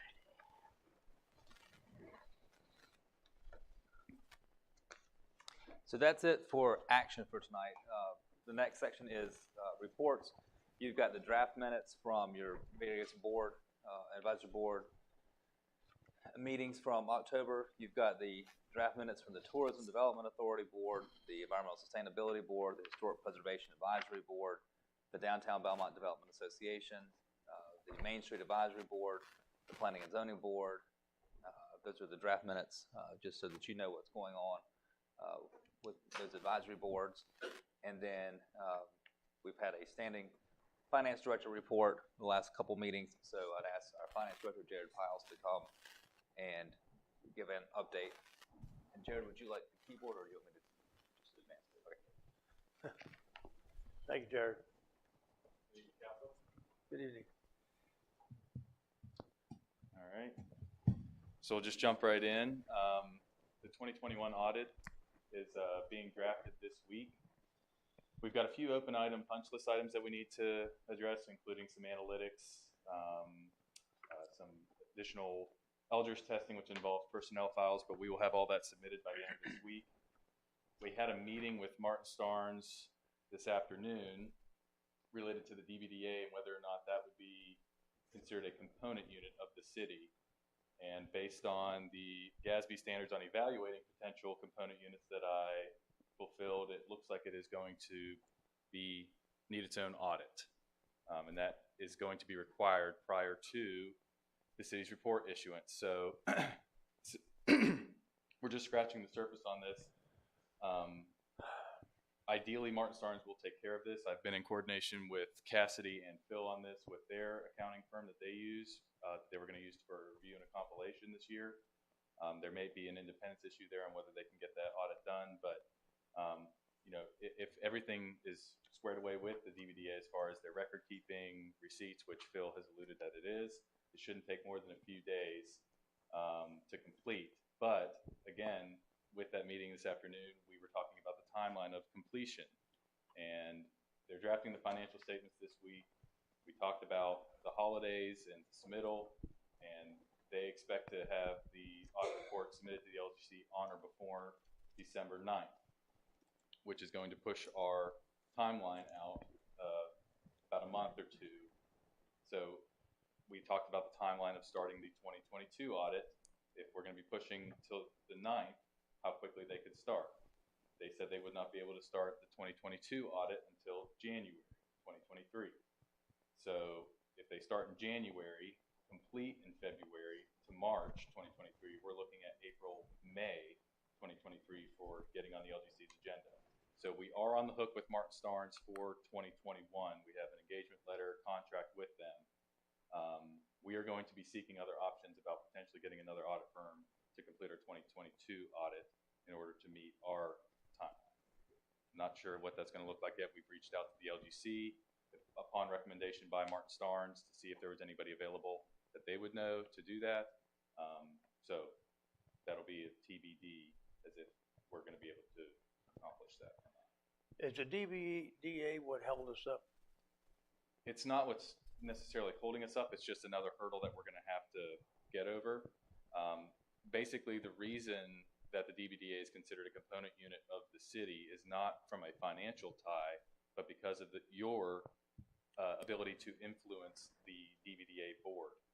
Since you appoint the Main Street Board is the DVDA board, and since you can appoint and remove members, you can exert influence on that entity, financially or not. It's kind of an indirect thing. Yeah. I went through that GASB standard in depth, and there's really no other way around that. It's either going to be needed to be disclosed or financially have their own financial statements. That's up to Martin Starnes to decide on that. They determined that they are going to have their own audited financial statements in order for us to issue the city's report. This might actually be more of a Phil question, but is the way that we appoint that board, do you know if that's consistent with like how other municipalities manage their affiliated nonprofits?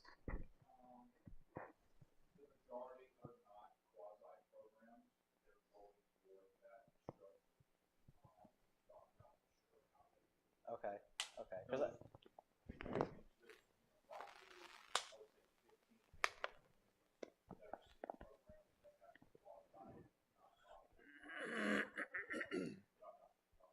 okay. Well, I'm just kind of thinking ahead if they're gonna need to be audited like every year. So that is going to, it probably should have been happening before Right. now. But there's no recourse or any punishment or consequence for that. We know about it. We're going to report it in 2021. We'll report it in 2022 and going forward, unless for some reason the bylaws change, which that's just not going to happen. So going forward, the DBDA will be presented as a component unit of the city, like the TDA. How long has Martin Starnes been doing our audits? For a month now. No, I mean audits in Oh. general. I'm just curious as to why they chose, they must have known about this, why they chose to, wouldn't it have been something that could have come up in the 2020 audit or the 2019 audit or the 2018 audit? Sure. Like nothing has changed about the way we appoint the board of the DBDA or how we quote unquote influence their membership. So why didn't this come up with them? That's a good question. That was a question that I had for them too. There was probably a lack of transparency on behalf of staff at that time when it was incorporated as to even thinking that it might even need to be reported as a component unit of the city. No negligence, it just wasn't discussed. The reason it was even brought up was because they're required to at least, sift through our meeting minutes to see if there's anything that they may need to address that was brought up during a meeting. They saw the DBDA was being discussed. There was, I don't remember specifically what it was, but it brought up the question, hey, what is this entity? Is it a component unit of the city? And I immediately said, well, it's a nonprofit. We're not financially tied. So I would say no. And so we started looking at the GASB standards, like I said, about evaluating potential component units. And when I went through that standard, because of the way the bylaws are written with the appointing and being able to remove board members, there's really no other way around that. And at this point, it's held up with Martin Starnes. I mean, is there anything that we can provide you that will help you on the back end to expedite this process? I know we approved an additional position, but is this something where we can get more interns? Because I'm assuming now Martin Starnes is going to have to do the audit for the DBDA, and we're going to have to provide some of the testing and some of the details to their testing. Yes, so I've been talking to Phil. So they have an accountant who prepares their 990 tax return. And talking with Phil and Cassidy earlier, I think there is some level of, ultimately what Martin Starnes needs to audit is a trial balance. So you need to have a chart of accounts, and they need to be able to do their analytics. And I believe that their account has something already in structure for that. It's for their reporting for taxes. So I don't think additional personnel will be needed for this. And ultimately, we've provided everything. We're going to provide what we have for the DBDA. The ball's going to be in their court. 2022, we'll be prepared for 2022 when we sign that engagement letter. So as far as finance staff, I think we're okay. We can certainly, we had Joe come in, a colleague of mine, to help us with 2021. We'll probably use him again just to make sure we have our ducks in a row for 2022. Probably going forward, it's not a bad thing to have. I think customer service would probably be a more adequate need at this time for additional staffing, but that's probably for a later discussion. Right. No, and I'm just, as it pertains to get this audit Yeah. done. Right. Yeah, I don't think it's a lack of resources of getting this done. I mean, Martin Starnes has been working on this since the first week of October when they were scheduled to come out. They did it remotely. They've had people on site with us to do payroll and elders testing and things that they needed to look at here in house. That was 2 weeks ago. It's a two-way street, right? So there's always back and forth with an audit. Everything's not just static as soon as you hand it over. There's going to be questions. There's going to be back and forth. That's kind of how it works. I wish that it was moving faster, but this is what we're looking at. This is the information that I have today. This is what I'm presenting today and trying to be transparent with that.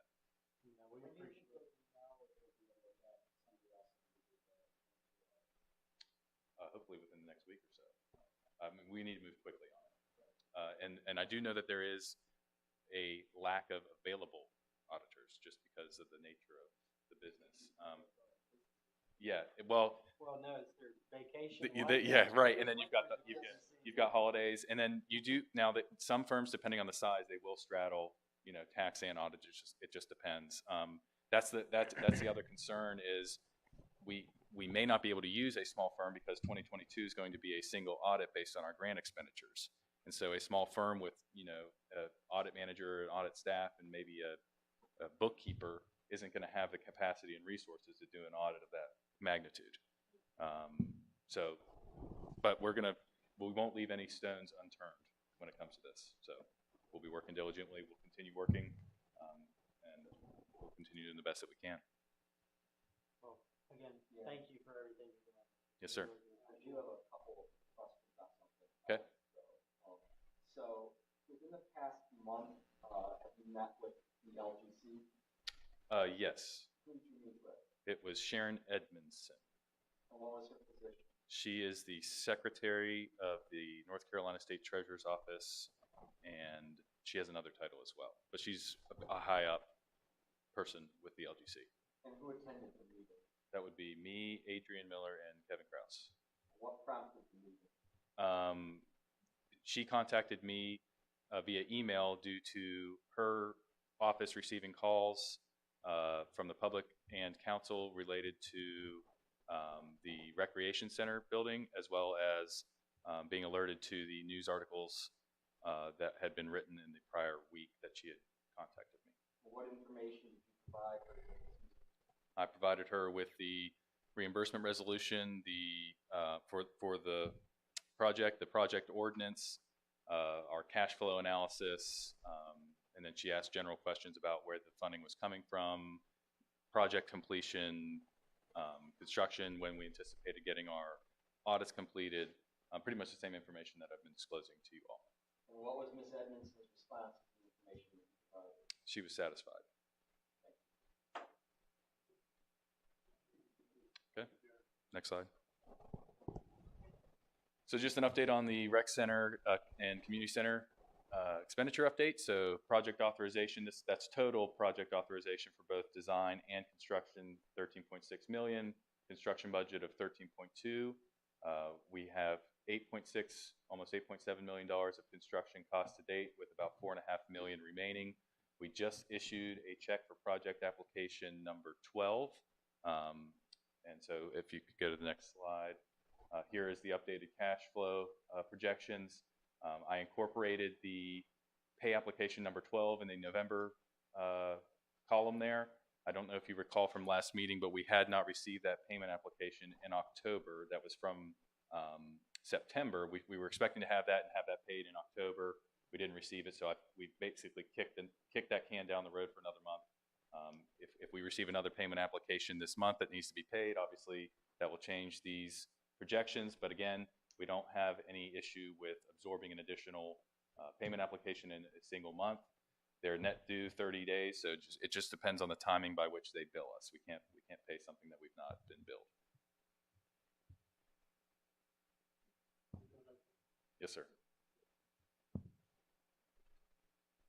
The big thing is just getting these audits done, and I assure you I am busting it to get it done. Any other questions? Yeah, right.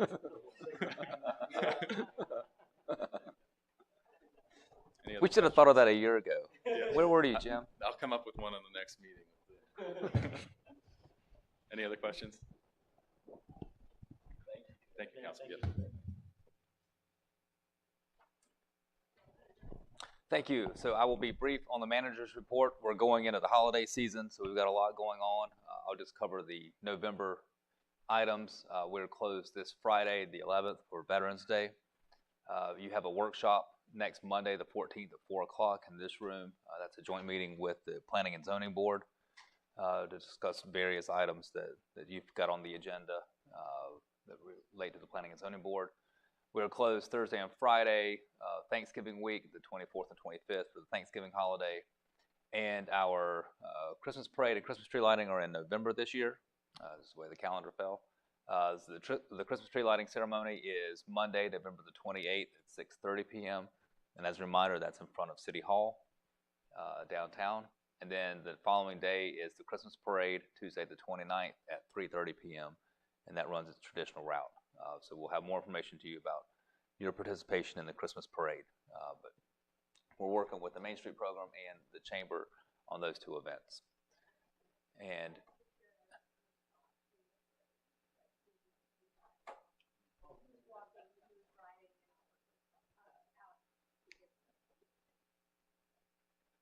okay. And Phil, you have a meeting with the Main Street Board or DBDA and Council to go over the Duke Energy grant. When is that meeting?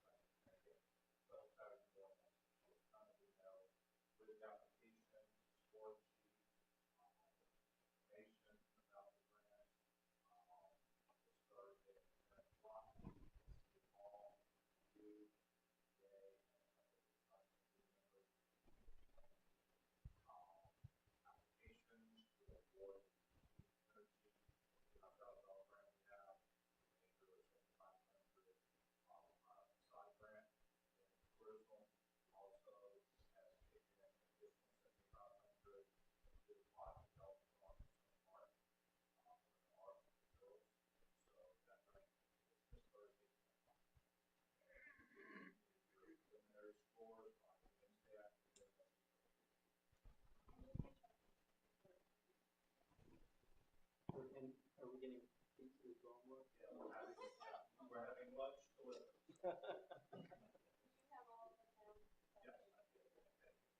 So we need to make sure we advertise that, if we haven't already. All right. Okay, thank you. That's all that I have for the manager's report. I want first of all say, on November the 9th, Chamber is having tech works from 10 o'clock in the morning until 1 p.m. And I talked to Mark. He said anybody can come to every time back. Big covering the trends and tactics that communities and chambers are employing and learning to find next. Should be a good event.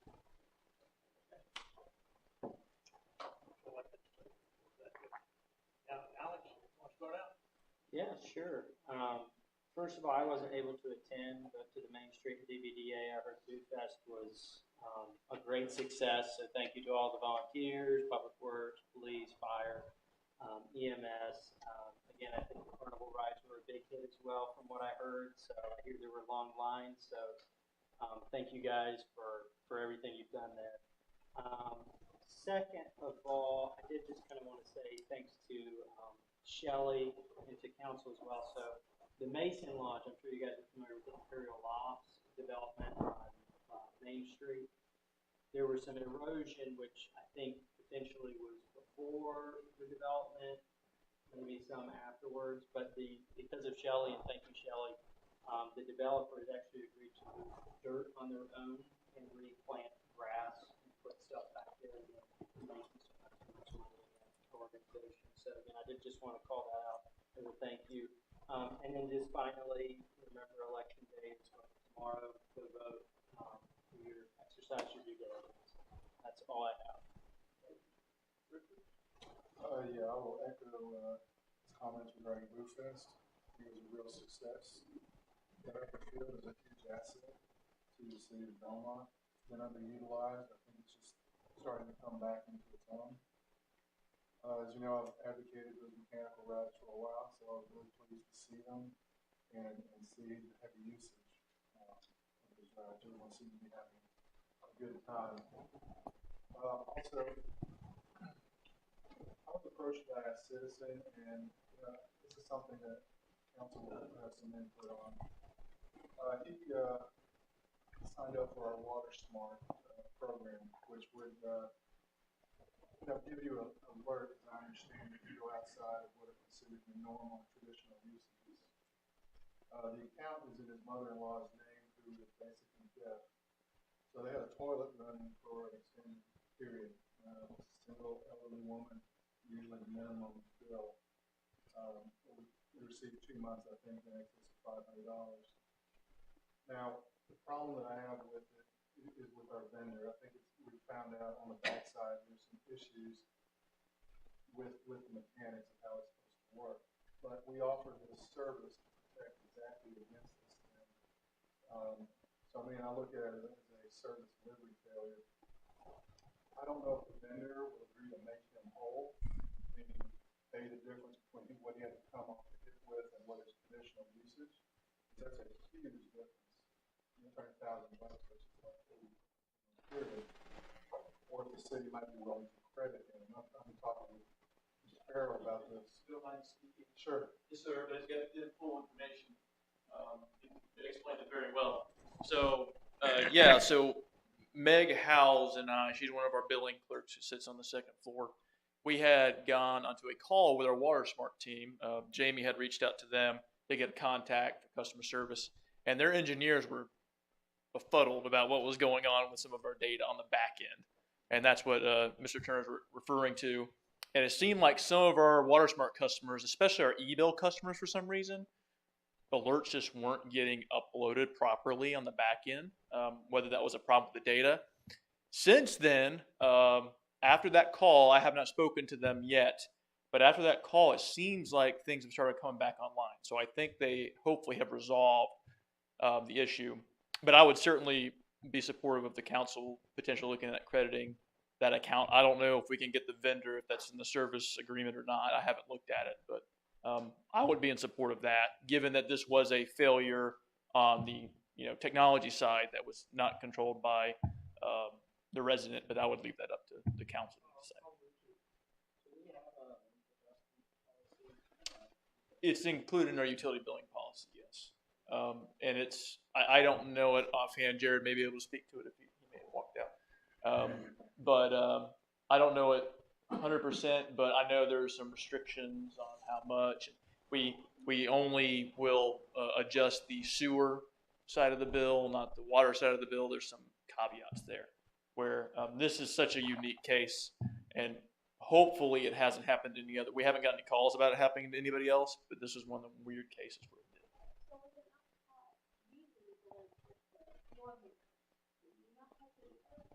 I think that's how it was ultimately maybe potentially found. That may be what it was. Yeah. I don't know if that's a specific case or not, but typically we would catch that, yes. But that may be after the fact, after the bill's already been made. I agree. Yeah, we'll look at that, of course.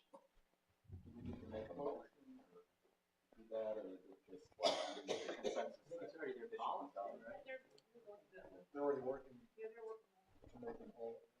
So we had already done some work on the back end of that. Don't sit down. Okay. This one may involve you as well. Yes, sir. This Friday or Saturday, this was, I went down to put for their fundraiser for tomorrow. Okay. They had 4 to 5. So anyway, coming down the Woodrow, I was flying down by Anna Young, and right there's a culvert. We did put some fencing around, and there's also some fencing. She asked if we could come out. I took a photograph. I was going to send it to you. I don't know if I did or not. Apologies, but I didn't. what's happened is all the vines have grown onto the sidewalk, pretty heavy vines going onto the sidewalk. She's just requesting that the hospital come out there and maybe have a little permit. I think Adrian may have forwarded that. I didn't get a chance to follow back up with you. Yes, you sent it to me, and I sent it to Bill, and you've got it on the list. Yes, so we put it in, we generated a work order for it. I don't know if it's completed yet, but I'll double check tomorrow morning. Yep.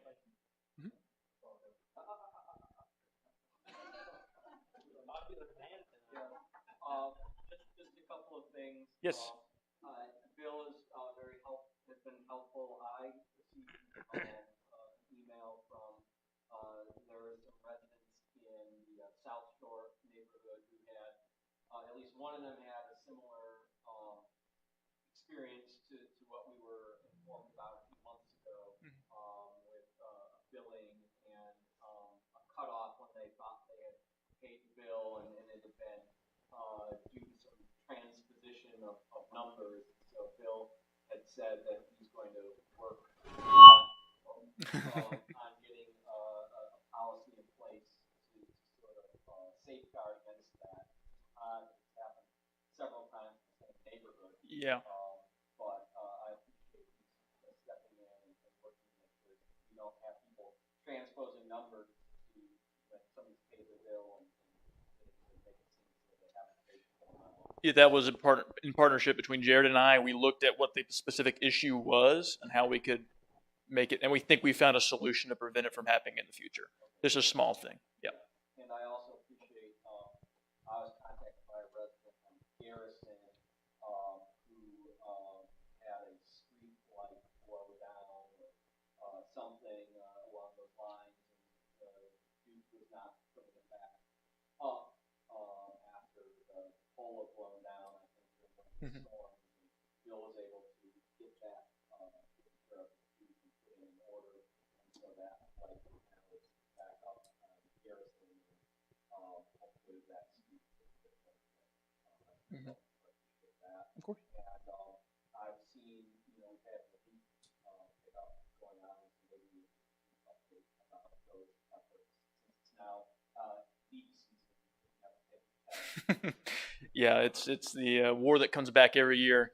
So yeah, it's really the past weekend with some of the heavy rains, the leaves really started to come down. So our crews are working this week to try to get everything they can. Obviously, we ask residents and council be as patient as you can, but let us know if there are problem areas so that we can target those. Because some areas, just are worse than others. Some trees, their leaves fall at different times. So right now, I know in like the Stowe Manor neighborhood, which I walk every day, is getting buried quick. But we have crews working all week. Currently, every other week, we'll probably go to more of an every week route in the next couple as leaves continue to fall. But so far, it's going well. We're keeping up with it the best we can, and we'll continue to work the best we can. But please let us know if there are specific areas. I know Mrs. Stowe had mentioned one that needed some attention, so we'll get to them if we can. We've got the equipment now, so we can get out there. Have you heard, just a question to that, have you heard from any citizens or anything, or applications sent, forms submitted in regards to leaf collection? It's like complaints, or I think we had one complaint a couple weeks ago that we had just missed a street. I think it maybe in the Reed neighborhood. Maybe you had sent that to me. Yeah. So we passed that along to. We went and got it cleaned up, immediately, and made sure our staff, because we've got some new drivers on the trucks this year, so we want to make sure, it takes time to learn town and remember those streets, and we've got some weird areas where we have an annexed home or home that's one home on one street that sometimes we miss, but every time they call or send a complaint, we try to get out there and resolve it. For the most part, no news, good news, right? Yeah.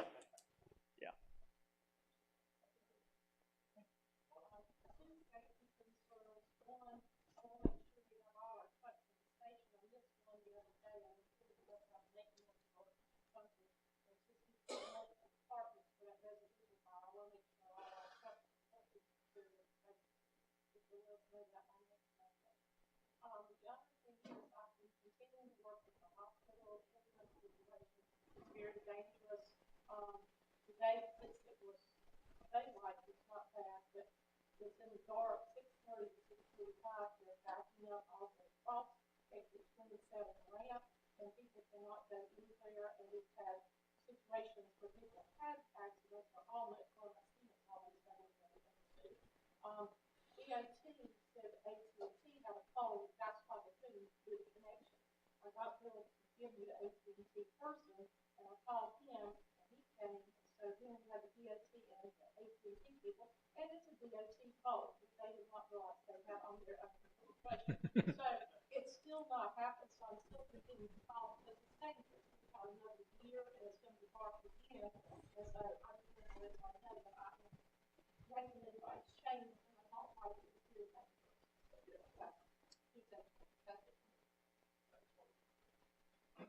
Yeah, the other thing I got is just compliment the work that they did at Belmont, cleaning up their parking lot. Looks much better. Even though it's people not done. That's something that we were looking for. Also, just to piggyback on the group that comments about this very event, Ride in particular, is very popular. My kids also like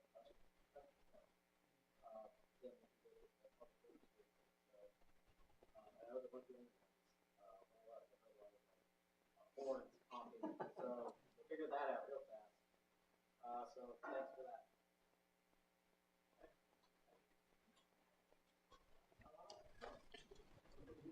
And then we have a closed session for two different purposes.